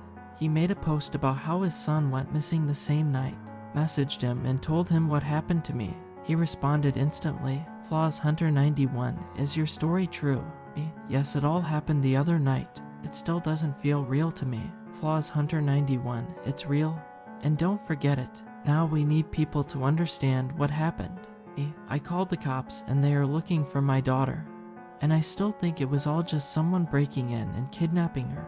ClawsHunter91, no it wasn't. Me, alright. We talked back and forth, and we came to the conclusion that we will find out what really happened. December 31st, 2021, 12:36 p.m. I went outside and got a ladder. I knew if what I heard really happened, then there would be evidence of it on the roof. I put the ladder against the gutter and climbed up it. On the roof I found what I was looking for, sleigh tracks, and the tracks of multiple deer or reindeer. I took out my phone and caught a picture. Thankfully it didn't snow since the 20th. I got back down and sent the pictures to ClawsHunter91. He responded by saying he also found tracks like that on his roof. December 31st, 2021, 2:30 p.m. I got a call from the police department saying they will have to call off the search since they hadn't got any leads or any evidence of a kidnapping. I pleaded with them to continue searching, and they said that we'll keep an eye out for her. I decided not to show the pictures to the police because they would think I am even more crazy. After a few days, weeks, then months, I concluded that the police would never find my daughter. November 30th, 2022, 3:30 p.m. It has been almost a year since my daughter's disappearance. I kept in touch with ClawsHunter91, and he told me that when Christmas comes around he will kill what took his son. I decided I would try as well. That is if the person who did came back. I bought a gun a few months after my daughter went missing. I was debating on using it on myself since I didn't have any family left. She would have been 7 by now. She absolutely loved Christmas like most kids. She was the only light left in my world. After her mother died in a car accident, she was all I had left. December 24th, 2022, 11:40 p.m. I decided to stay up since that is all I can do. I have the gun next to me. I got a call from ClawsHunter91 whose name is Chad. He said he heard the sounds again. In that call I heard the sounds of gunshots, then a scream, then nothing. The line went dead. I gripped the gun tightly to the point my knuckles were white. December 25th, 2022, 12:32 a.m. I heard it again, the sound of hooves and something walking on the roof. I sat in front of the chimney waiting. I raised the gun as I heard something crawling down the chimney. A hand reached out from inside the chimney. It was different, its fingers were long and had sharp claws. It was white like a person's hand. Then I saw it, the face of the real Santa Claus. The face is forever burned into my mind. The signature red pointed hat, red beard, and mustache. The face looked human, but the eyes were black and small, and its mouth was big and had sharp teeth, while the body was skinny and tall with long legs and arms. The face was also elongated. I stared into its eyes as it stared back at me. I pointed my gun at it as it reached into its bag. It pulled out a box. It was about the size of a pumpkin. It handed it to me. I kept the gun pointed at it as I grabbed the box from its large hands. And when I grabbed it, was heavy. I nearly dropped it. I dropped the gun and reached to stabilize the box out of instinct. That is when it spoke. Open the box, Lance Smith. It is special made for you, it said in a very raspy voice, almost like nails on a chalkboard. It pointed to the box. I hesitated for a moment. My heart was pounding, and I started breathing hard. That is when I noticed the smell. It smelled like rotten meat. I feared the worst. Then I opened the box. I stared at the contents for a few seconds, then I reached for the gun, screaming. I grabbed it and shot at the creature. I successfully hit it in its skinny chest, but all it did was stand there. I will be back, Lance Smith, it said in the same voice. I sat on the floor staring at the box. I started crying. December 25th, 1 a.m. I was still sitting on the floor staring at the box when I heard sirens. They got louder. I heard a loud knock at the door. Mr. Smith, this is the police. We got a call about gunshots from your house. Please come to the door. I continued sitting there unfazed. The police broke down the door. When they got into view, they saw the box and froze. After a few seconds, one of them walked to me and lifted me up. I continued staring at the box until he forced me out of the room. A few minutes passed. What kind of sick bastard would send a guy the head of his own daughter? One of the officers said, "I don't know, but it is just sick." The girl was only like what, 6 or 7. While they talked, I just sat there in a daze. "Mr. Smith, can you tell us what happened?" a female officer asked. I could talk. All I did in that moment was throw up. She asked me again. "I don't know. It just all happened." That I didn't want to tell them because I didn't want them to think I was crazy. "That what, Mr. Smith?" she asked. "Never mind," I said. "Did you see the person who did this?" she asked. "No, I didn't. All I saw was the box at my front door when I went downstairs to get me some water," I said. They continued berating me with questions. I did my best to answer them. December 30th, 2022, 1:40 p.m. After that all happened, I tried to get a hold of Chad, but he never answered. I asked the police about him, but they told me that his house was empty when they got a welfare call on him. I tried my best to forget about all of this, but I couldn't. July 27th, 2023, 10:20 p.m. I sit here now writing this. I stocked up on guns this year. I will kill that thing. I tried to look for people who all shared my experiences, so this is why I am writing this. I hope someone out there knows something, and I hope no one else goes through what I did. Ease beware on Christmas. If you hear Santa on your roof, don't leave your room. Don't let your kids stay up at night.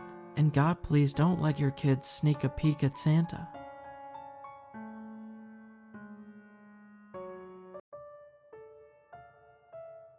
Back in 1999, my son Louis was taken from his room in the middle of the night. My wife Kelsey and I were sitting downstairs watching television when my son's scream rattled the entire house. It was a sound that I continued to hear every minute of every day. When we ran into his room, everything appeared to be normal. There wasn't even a single wrinkle on his bedspread. The only thing missing was him. Shortly after, life became a living hell.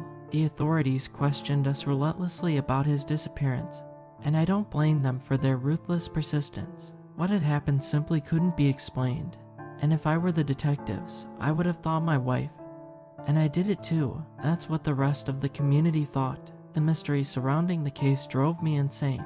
Every day we had reporters beating down our doors demanding answers about my son's disappearance. Having those vultures swarm my home enlightened me to a definition of hate that I did not understand, a hate so pure that murder was constantly on my mind. Everywhere I turned, stories of my son were painted across the front pages of local news outlets, Louis's name printed in bold, the Town Gazette constantly printing pictures of Kelsey, and I, wet with tears at our absolute worst, tossing them on the porches of every home in our community. I couldn't escape.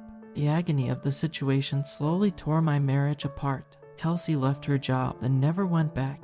Her full-time gig became spending her days crying on the couch. It was harrowing. As for me, I would be a liar if I didn't say I became acquainted with the taste of gunmetal on a few occasions. Every day felt like my heart was being trampled, squeezed in a vice, and robbing me of my oxygen. Life was misery. Misery was life.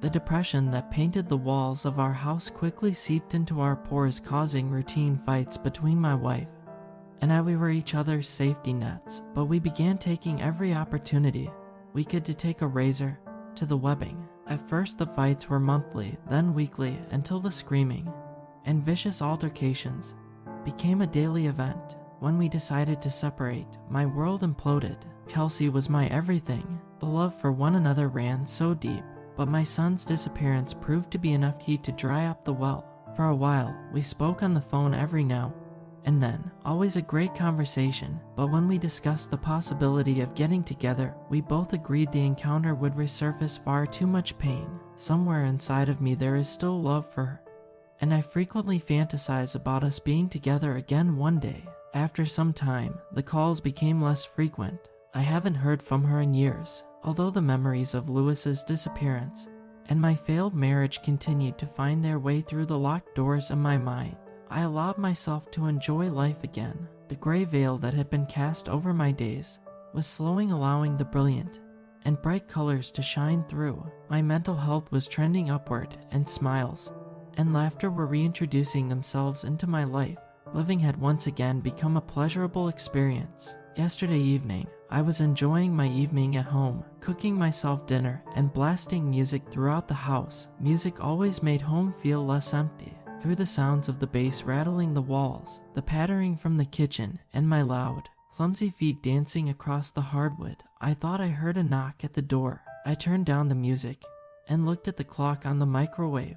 It was 8:30 and already pitch black. I stopped my breathing to listen in closely. The knocking rattled the door once more. I'll be the first to admit that when an unsolicited knocker comes to my door, I immediately turn into a wimp and go into hiding. A grown man cowering behind his kitchen counter, afraid of the knock at the door. What a sight. I patiently waited while crouched down on my kitchen floor, hoping to hear nothing but silence. When the doorbell rang, I recoiled, my heart unsure if it wanted to continue beating. Waiting it out until the person on the other side went away was no longer an option.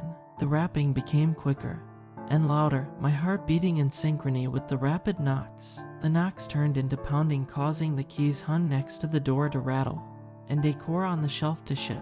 I thought the door was about to blow off its hinges. I grabbed my chef's knife, stuck it between my belt, and swallowed my anxiety. I ran toward the door with such ferocity, ready to attack whatever was on the other side.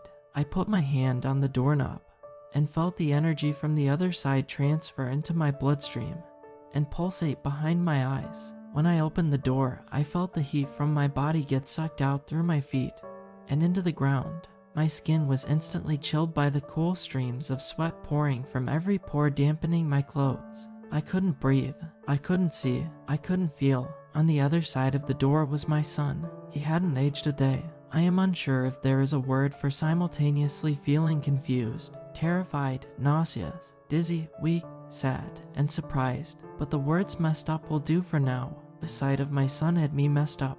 My vision began to blur, only having his pupils in my focus. Everything around his eyes was total darkness. My knees trembled, and my balance began to shift. The last thing I remembered after opening the door was Louis reaching for me as I fell backwards, and the buzzing between my ears as my head struck the floor. When I came to, I was already sitting up. The room felt like it was floating on water as I tried to get to my feet with great difficulty, using my sea legs to regain balance. The terrible pain in my head convinced me my brain was trying to break free from my skull. The smell of burning food crawled through my nose. As the room began to level out, I called for my son's name. Silence. It all felt so real, but then again, so does insanity. There was just no way, no explanation. It had been nearly 25 years since I last saw him, and there he was, at my door, with the fairest of skin, baby fat still filling out his cheeks, beautifully blue, and large eyes that his face had yet to grow into. It was my baby boy, one foot in front of the other, walking an invisible tightrope in my concussed state. I went from room to room searching for him. Each time I called Louis's name, and for each room I found empty, insanity became a much more plausible answer. I walked upstairs, careful not to fall back down the way I came, and headed down the hall. His bedroom door was open. I stood outside his room, staring into the darkness, too afraid to walk inside. I was terrified at the thought of walking into another empty room, accepting that my mind was slipping, but equally terrified of finding him sleeping soundly in his bed. Until that point, I had not gone inside Louis's room for 20 years. The last time I paid his room a visit, I didn't leave his bed for 3 days after learning that memory lane didn't always have paved roads and sunny skies. As I opened the door with my breath held tight, the light from the hallway cast itself onto the back of his head lying peacefully in bed. I sat down gently on the side of his bed, my aged knees cracking as I sunk into the mattress. The sound of Louis's breathing tugged on emotions I didn't know I had. I placed my hand on his back to feel the heartbeat of a life I thought I had lost. What I knew about religion, God, science, reality, it had all been twisted and flipped upside down when he showed up at my door. All I could do in that moment was stare at my 30-year-old son, tucked into his faded race car sheets, wearing the same pajamas as the night he disappeared. The light from the hallway began to fade as the sunlight from the window progressively brightened the room. Throughout the entire night, I sat there watching my son with marvel. I had no idea what to do. What could I do? Nothing about what happened that night was normal. I took my phone from my pocket. It was the first time throughout the night I took my eyes off Louis. I scrolled through my contacts until I saw Kelsey's name. Attached to her contact info was a picture of her from right after she had Lewis. I looked at her picture, hand on my forehead, wondering what her face would look like as I told her Lewis was laying in bed right next to me. I wondered how she had aged throughout the years and what kind of person she had become. I wondered what life would have been like today if Lewis had never disappeared. My thumb hovered over the dial button with paralysis. I had no idea what to say. There was no way to dress up the words to explain that our son had returned. We hadn't spoken in years, and I was about to give her a call and say what? Hey Kelsey, how have things been? Oh yeah. Oh, and by the way, our son came home. Yeah, right. There was no plan, no perfect speech to give. I pressed the dial button. No answer. I took a picture of Lewis sleeping in bed and sent it to Kelsey. I have no explanation, but Lewis came back. Please call me. Laying at the foot of Lewis's bed waiting for her call, my eyes became heavy. I began fading in and out, and right as I was about to cross over into unconsciousness, that's when I heard the whisper, "Don't call mommy." A loud crash came from downstairs. Lewis was gone. The body's reaction to fear caused by an external source in the moment of crossing into unconsciousness is unparalleled. The slowing of the heart rate met with fight or flight dropping by to give you an adrenaline dump is a speedball that would make a seasoned junkie weary. It's a feeling that's alarming enough to make you wonder if you briefly took death's hand on the dance floor. I've never been a go investigate the odd sound kind of guy. Waking up to the loud crash from downstairs and Lewis suddenly missing from bed made me wonder just how badly a light would break jumping from a second-story window. The second question was how fast and far could I run on it? The audience watching from my subconscious screamed and pleaded with me to run away as I walked down the hall to head downstairs. With each step I took down the staircase, I stopped to listen. Although I didn't hear anything, I was more concerned about Lewis hearing me. His return felt like a wild animal was let loose in my house, something with unpredictable thoughts and movements. I've seen videos and pictures of parents reuniting with their lost children, videos full of hugs and tears of joy. It kills me that I cannot be one of them. Something about Lewis made me want to watch him, study him. When I reached the bottom step, I peeked my head around the walls to scan the lower level. Nothing seemed to be out of place. I stepped down onto the floor and outside the concealment of the stairway walls. I was committed. My teeth were going to crack at any moment under the pressure of my clenched jaw. The tension in my body stiffened my stride as I forced myself to move forward. I walked into the kitchen, and my body responded as if Arctic temperatures burst through my home. The kitchen was destroyed. Every cabinet and drawer were wide open. Food was all over the floor, crystallized with broken glass. Standing in the middle of the chaos was Lewis, mouth agape, panting heavily and staring at the ceiling. "Lewis," I asked. The word coated my tongue with a thick layer of rust. It was the first word I said to him in 25 years. I wasn't sure if I liked the sound of it coming from my mouth.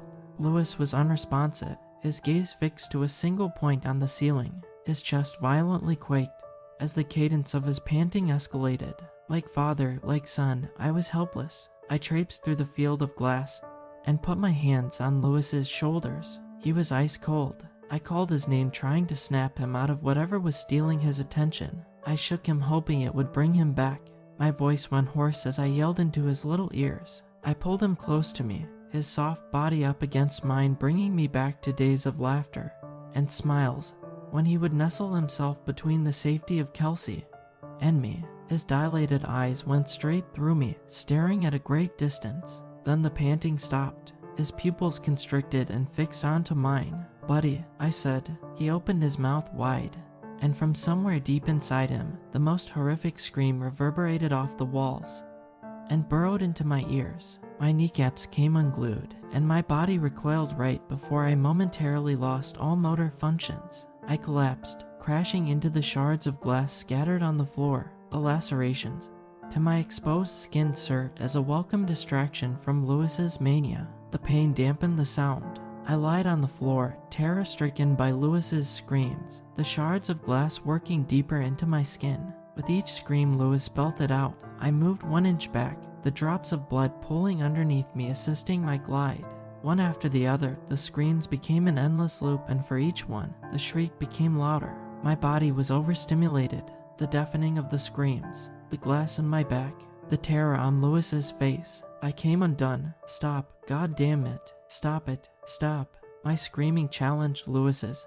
In a momentary lapse of sanity, my whole body convulsed as I shouted and begged for the sideshow to draw its curtain. The sides of my fists beat the floor, adding to the collection of cuts across my body. Lewis became blue in the face, his eyes starting to fade. His screams turned to breathy howls as his vocal cords began to give way. A wobble developed in his posture, and Lewis crashed onto the floor. I continued to lay on the floor for I don't know how long.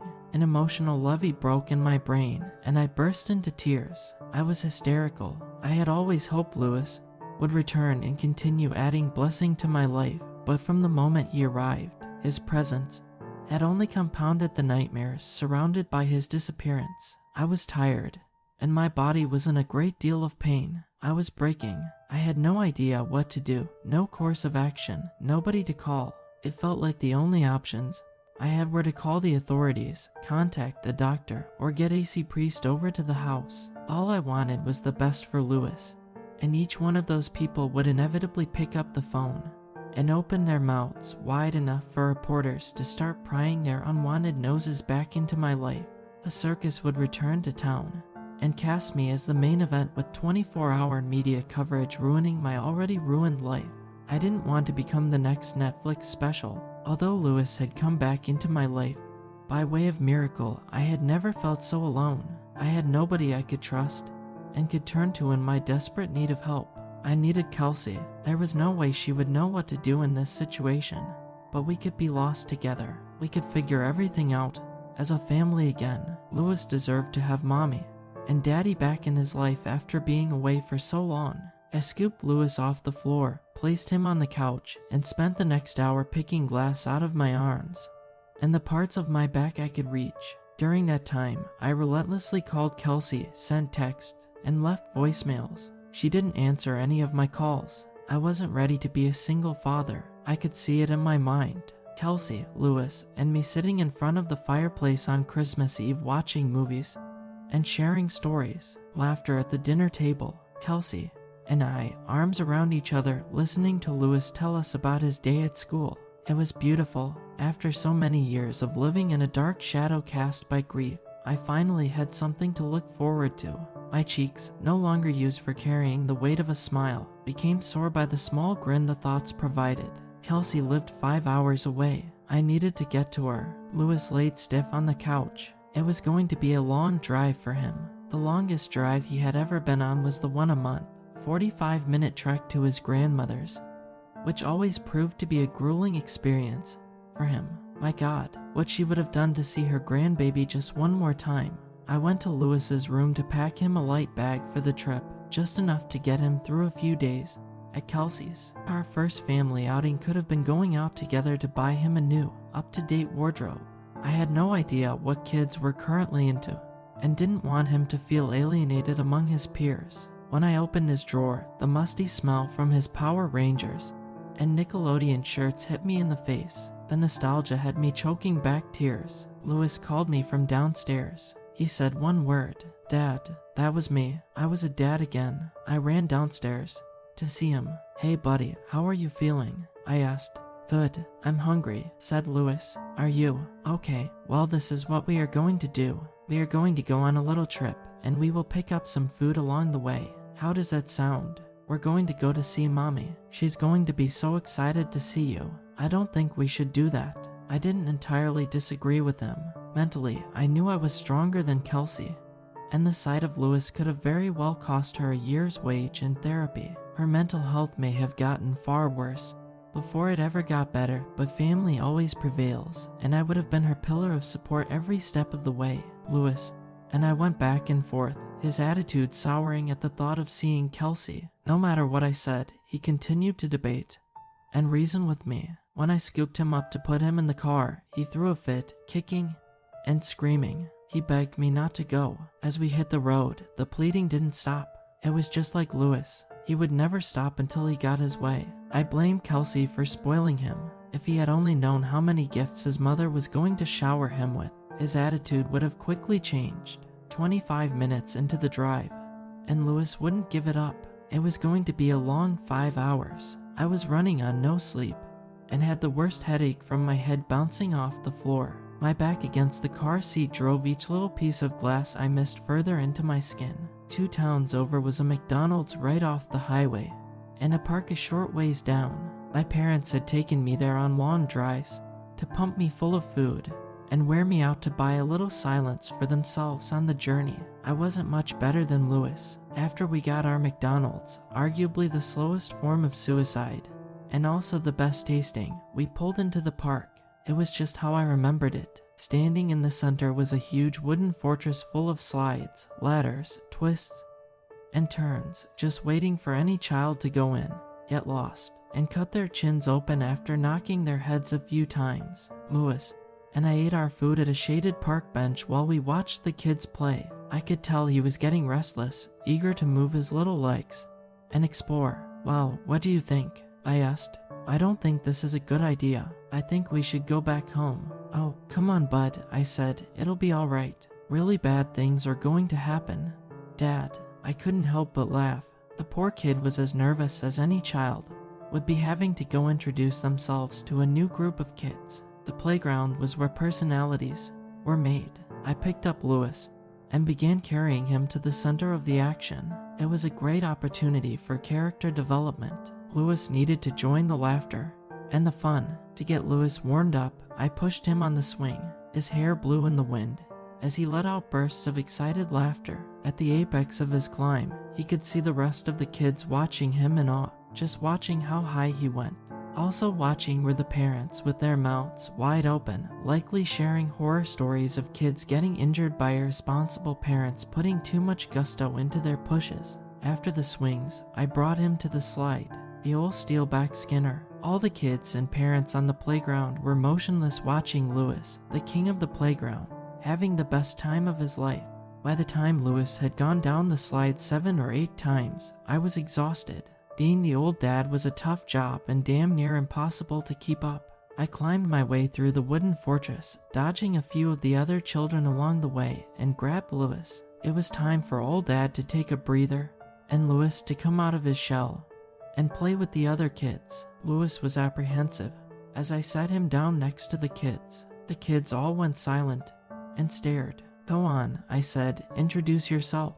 I gave Louis a little nudge. "Hi," Louis said reluctantly, "I'm Louis." The children stood there completely frozen. "Will you play with me?" Louis asked. In unison, like a well-rehearsed choir, the children began crying and yelling, sprinting towards their parents. Total chaos broke out on the playground. A parent running toward his child pointed at me and screamed, "Hey, you, get the hell away from my kid." I was so taken back. Maybe the rules had changed during the hiatus of my parenting years. Perhaps it was unethical for a parent to be on the playground. The man continued to charge toward me. I grabbed Louis and put him into my arms. "Now hold on just a second," I said. The man didn't listen. Like the bully of the playground, the man laid into me and sent me to the ground, crushing Louis. Louis yelped and began to cry. That bastard hurt my son, and I had waited far too long to have him back in my life for some punk to cause him pain. The rage in my heart made the blood in my veins scald my organs. I got to my feet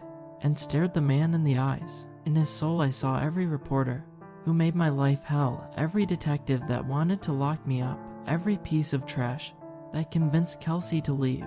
I reached my fist as far back as my old body would allow and cranked the man in the mouth.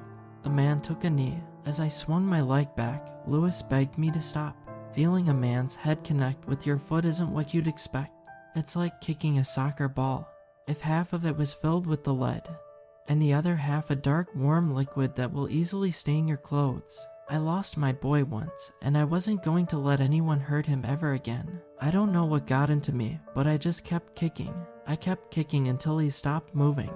The parents from afar held their shaking, traumatized children in their arms. They were on their cell phones pointing at me, describing me. It was time to go. I grabbed Louis by the arm and dragged him through the grass, running as fast as I could without his arm popping out of his socket. He was scared. I was scared. We got to the car, put it into gear, and peeled out of the parking lot. "Dad, you need to turn yourself in before more people get hurt," Louis said through a fit of tears. "It's okay, buddy. Everything is going to be all right. That man tried to hurt you. I'm never going to let anyone hurt you again." When I held Louis in my arms for the first time and saw his eyes connect with mine, something inside me had changed. The metamorphosis of a man's body and mind when holding his newborn for the first time is extraordinary. The life force of a father and child, flesh and flesh, deploys an inseparable magnetization that only the strongest love can create. I was him, he was me. Love took on a whole new meaning the day he was born. Never before had I felt a sensation so powerful, a sensation that would inspire a civil man to spill blood for the protection of their child. I loved him more than I loved myself. I would have died 1,000 agonizing deaths if it meant Louis would feel no pain. When Louis disappeared, I died an agonizing death every hour of the day, and continued to do so for the past 25 years, each death more painful than the last. Misery, seeing the parents at the park playing with their kids, smiles and laughs filling the air, it infuriated me. My emotions were misplaced and unjust. I was jealous and had no right to be angry. Their families knew no pain, and seeing them take their lives for granted made me want to get on my soapbox and beg them to enjoy every moment with their children. They could never know what real love felt like until they lost what they assumed would be a permanent fixture in their life. The blood stain on my shoe symbolized the purity and strength of my love. God, did it feel good to love again? I slid my fingers across my stained shoe and rubbed them together, meditating on the sensation of my fingers sliding with ease. It made the bond between Louis and I feel stronger. The parents back at the park may have never seen a love so strong, which would have explained their off-putting reactions. I didn't want to live in a world where a man couldn't protect his son from a psychopath willing to cause harm to a man holding his precious boy. That man knew no love, and I am saddened that he had to find out what real love felt like. Louis was bawling in the back seat, repeatedly asking if I had killed that man, shouting that I shouldn't have hurt him. I felt awful that I had elicited such emotions from him, but he was too young to understand the difference between vengeance and justice. In vengeance, there is no love, unlike injustice. Through Louis's wails and tears, a smile slowly grew on my face. I became excited at what Louis was going to think of me as soon as he calmed down and rationalized the situation. I was going to be super dad, the best dad ever, the strongest dad in his world, protecting him from trouble all around. Since the moment I felt his skin on mine, all I wanted was to be his superhero, and that's what I had just become. The hypnosis from the center lines on the highway dragged me deeper into thought. 1,000,000 miles away was Kelsey's house. One after the other, I counted them, knowing the higher the number got, the closer I was, the closer we were to having our family back. "Hey, Louis," I said, looking back at him through the rearview mirror. Louis continued to sniffle and pout. "Buddy, when we get to Mommy's, let's not tell her what happened in the park." "Okay, but..." Louis refused to look at me. It was going to be a long ride. When Kelsey and I got divorced, it was hard, but when she decided to pick up her life and move 5 hours away, it was even harder. I didn't understand her reasoning. I tried explaining that if she moved away, Louis was going to have a difficult time acclimating to such a disjointed life, with his parents living in 2 different states. When the police inevitably found him, watching her hope demise was painful, and every reason I gave her to stay close to me was about to come to fruition in a grand "I told you so" moment. The sun was going down, and my heart began to palpitate as soon as we arrived in Kelsey's town. I had no idea what I was going to say or how she would react to Louis's grand reveal. Like me, she was probably living a semi-normal life, wearing an attractive mask that exuded happiness, hiding the darkness underneath to get her through her days. With Louis, we would rip her mask off her face and gift her all the smiles and happiness she deserved. We pulled into Kelsey's driveway. The walls of my throat were nearly bound together in anxiety. My breathing sputtered, and my chest tightened as I got out of the car to let Louis out. With each step we took towards her door, Louis dragged behind, pulling me back. He appeared to be more nervous than I was. I knocked on the door. My blood pressure, beating like a drum behind my ears, drowned out my knocks As I stood on Kelsey's front porch in agonizing anticipation, I held my breath as I heard the fumbling of the locks from the other side of the door. Lewis squeezed my hand tightly. The door opened. I was with my family. My breath was stolen from my lungs seeing Kelsey again. She looked stunning, absolutely divine. The only wrinkles that had found her face were the ones framing her screaming mouth as she hit the floor with excitement. The wrinkles quickly disappeared under the concealment of her left hand as she used her right one to scoot herself away from Lewis and I. Her shoeless, socked feet slipped on the floor trying to back away. I quickly jumped through the door and shut it behind me to turn down the volume of Kelsey's screams. From the outside, her actions were warranted, but the sounds were alarming. The public didn't know about Lewis's return, and the last thing we needed was snooping neighbors ruining our family reunion. "Babe," I said, trying to get her attention. Hysteria was filling the room. I needed her to calm down. "Babe, I know it's a miracle." I couldn't believe it either. Kelsey rose to her feet and started running away. I knew she was taken off guard, but I wished she could have calmed down enough to understand how her actions were making Lewis feel. The poor kid was terrified. I lunged toward Kelsey and grabbed her from behind. To hug her again thawed the frost in my heart and filled it with warm vitality. I could feel myself becoming whole again. Her arms and legs were flailing as I carried her over to the couch. When I sat her down, she began screaming for help until I threw myself on top of her, covering her mouth and restraining her, hoping I could calm her down. She continued fighting with me, digging her nails into my skin. I didn't know how much longer I could hold on to her. From across the room, Lewis stood in the corner shaking. Underneath my hand, Kelsey's screams faded into cries. Her body loosened up, wearing herself out under my restraint. Inside her chest, I could feel her heart beating in synchrony with mine. It was like we were in love again. "Honey," I said, "I'm going to take my hand from your mouth." "Okay. Can you promise not to scream?" Kelsey shook her head. Slowly, I removed my hand from her mouth. Our eyes connected. I could feel her breath on my face. It had been so long since being that close to her that I wanted to bathe myself in the moment. "I know this is tough."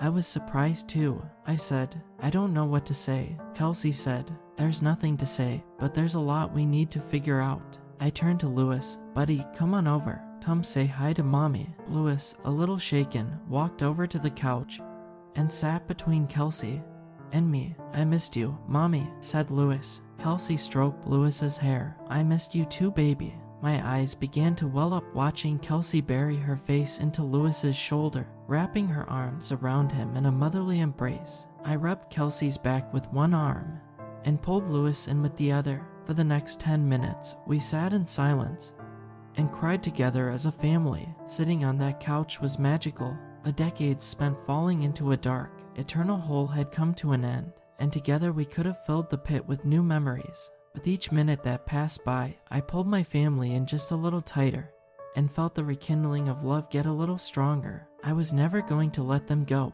"Where did you find him?" Kelsey asked. "I didn't find him, babe. He found me. I tried calling you. Why didn't you answer?" I just didn't think it was real. Believe me, I know what you mean. I knew this day was going to come. I knew he was out there somewhere. I knew without a doubt he would come back and bring us back together. What should we do? I have no idea. This has all been a lot to take in. It's been driving me completely mad. I think we just need to take everything a day at a time and get accustomed to our new lives. Lewis looked at Kelsey and crawled into her lap. "Does this mean you and Daddy are back together again?" I chuckled as he stole the question right out of my mouth.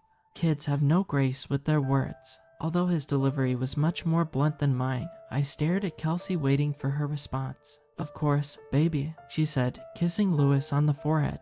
I wish there was a mirror around to see what a genuine smile looked like on my face when Kelsey answered Lewis. When she saw my smile, she placed her hand on top of mine. I turned my hand over and laced my fingers with hers and moved in for a kiss. Her velvety lips pressed up against mine made 25 years of my miserable life disappear. All of the sleepless nights, the painful cries, the vicious arguments, the crippling loneliness, it all ventured off into a place of non-existence. I was happy. I was never a religious man, but having my family sit with one another, shrouding each other with love made me think a God was out there somewhere casting its almighty fortune onto us. Perhaps God felt my terrible pain and undying hope that Lewis was out there somewhere in the universe, and by his almighty hand, God gave Kelsey and I a second chance at happiness. "Hey, babe," Kelsey said, "I'm going to go use the restroom. Do you need anything when I'm done? I bet you're starving." "No, my love, all I need is you and Lewis." As Kelsey stood up, I grabbed her lovely face and gave her a kiss. She dragged her hand across my chest as she walked away and went upstairs to the bathroom. I was living in a dream. While she was gone, I rocked Lewis back and forth in my arms, thinking about what the future held. I thought our lives together were a closed book, but it had been reopened with thousands of pages of chapters yet to be written. All the birthdays that were stolen from us, the sporting events, the graduations, there was far too much to be excited about for my tired mind to comprehend. I sat there waiting for Kelsey, thinking about her offer. Food did sound good. It certainly wasn't too late for us to go out and have our first family meal in 2 decades. Just the mere idea of our server asking if we'd like crayons and a coloring mat for Lewis made my smile even wider. Kelsey had been gone for a while, and I know how nauseous I felt when Lewis came knocking at my door. I went to go check on her. Her stairwell was covered in pictures of her life, but not one frame had a picture of Lewis. I knew she had lost hope. I couldn't wait for us to add family pictures to her collection. When I got to the top of the stairs, I heard whimpering from behind the bathroom door. I knocked on the door. "Sweetie, are you all right in there?" Kelsey shrieked from behind the door. "Get the hell away from me." "Babe, what's wrong?" I was entirely confused. "Oh my God, he's at the door. He's at the door." Kelsey was violently crying. I beat on the door. "Kelsey, what's going on in there?" "Please," Kelsey said, "please help me." Her last word faded out into her cries. "Kelsey, open this door right now. Get the hell out of my house, you lunatic." Her words began to cut deep. I had no idea what was happening, but Kelsey was scaring me. Down the stairs, I saw the lower level illuminated with red and blue flashing lights. I couldn't believe what she had done. I was not going to let them take Lewis away from us. I started kicking at the door. "Open this goddamn door right now, Kelsey. I would not allow her to tear this family apart. Open the door." I had lost my family once, and I wasn't losing them again. "I need you, Kelsey. Lewis needs us. If she didn't need me, I didn't need her. Don't do this to me, Kelsey." If she had it in her cold heart to do this to me, to get me taken away from Lewis, she was about to see what I was going to do to her. I kicked the door, cracking it by the frame. The terror in her cries rattled through my brain. I kicked the door once more, her screaming masking the sound of it breaking open. She was crouched next to the toilet with her phone, still on the line with 911 in her hand. She was helpless. I ripped the towel rod off the wall as she begged for mercy. She didn't deserve my mercy. She deserved me and Lewis. If she didn't want to be a mother again, she could have said something. Our poor judgment led to this. I raised the rod over my head, my grip so hard my knuckle began to swell. None of this was my fault. "If you don't need a life with me and Lewis," I said to Kelsey, her eyes red with fear, "then you don't deserve life at all." The last thing I remembered from the bathroom was being deafened, and sharp pins and needles shooting through my legs. The ride in the ambulance was all a blur. When I woke up in the hospital, the doctor said I had been shot 5 times. He said it was a miracle that I had survived, but at that point, I was used to miracles. After some recovery and gaining my lucidity, I was visited by the police. They informed me that the man in the park perished due to head trauma. I explained the situation and claimed self-defense, but they weren't buying it. As for the scene I caused at Kelsey's house, I will be the first to admit I became a little aggressive at the thought of her taking Lewis away from me. But from what I understand, she is totally fine. A little rattled, but fine. It was a hard pill for me to swallow when the police showed me videos from the park carrying around a child-sized mannequin dressed in Lewis's old clothes. Even more alarming was the recording Kelsey took of me talking to her in a child's voice. All the evidence got me put in this miserable psychiatric hospital. None of it makes sense to me. It had to have been made up. Kelsey had to have framed me. Lewis was there. Lewis is still here. I demand an appeal immediately. I have no life, no freedom, nobody to love me. All I have is Lewis. He still comes to see me every night. Last night, he gave me this knife to help me escape. Transcribed on July 3rd, 2023, 2:11 p.m. Case number 12,833. Patient Spencer Redacted, Cedar Grove Psychiatric Hospital.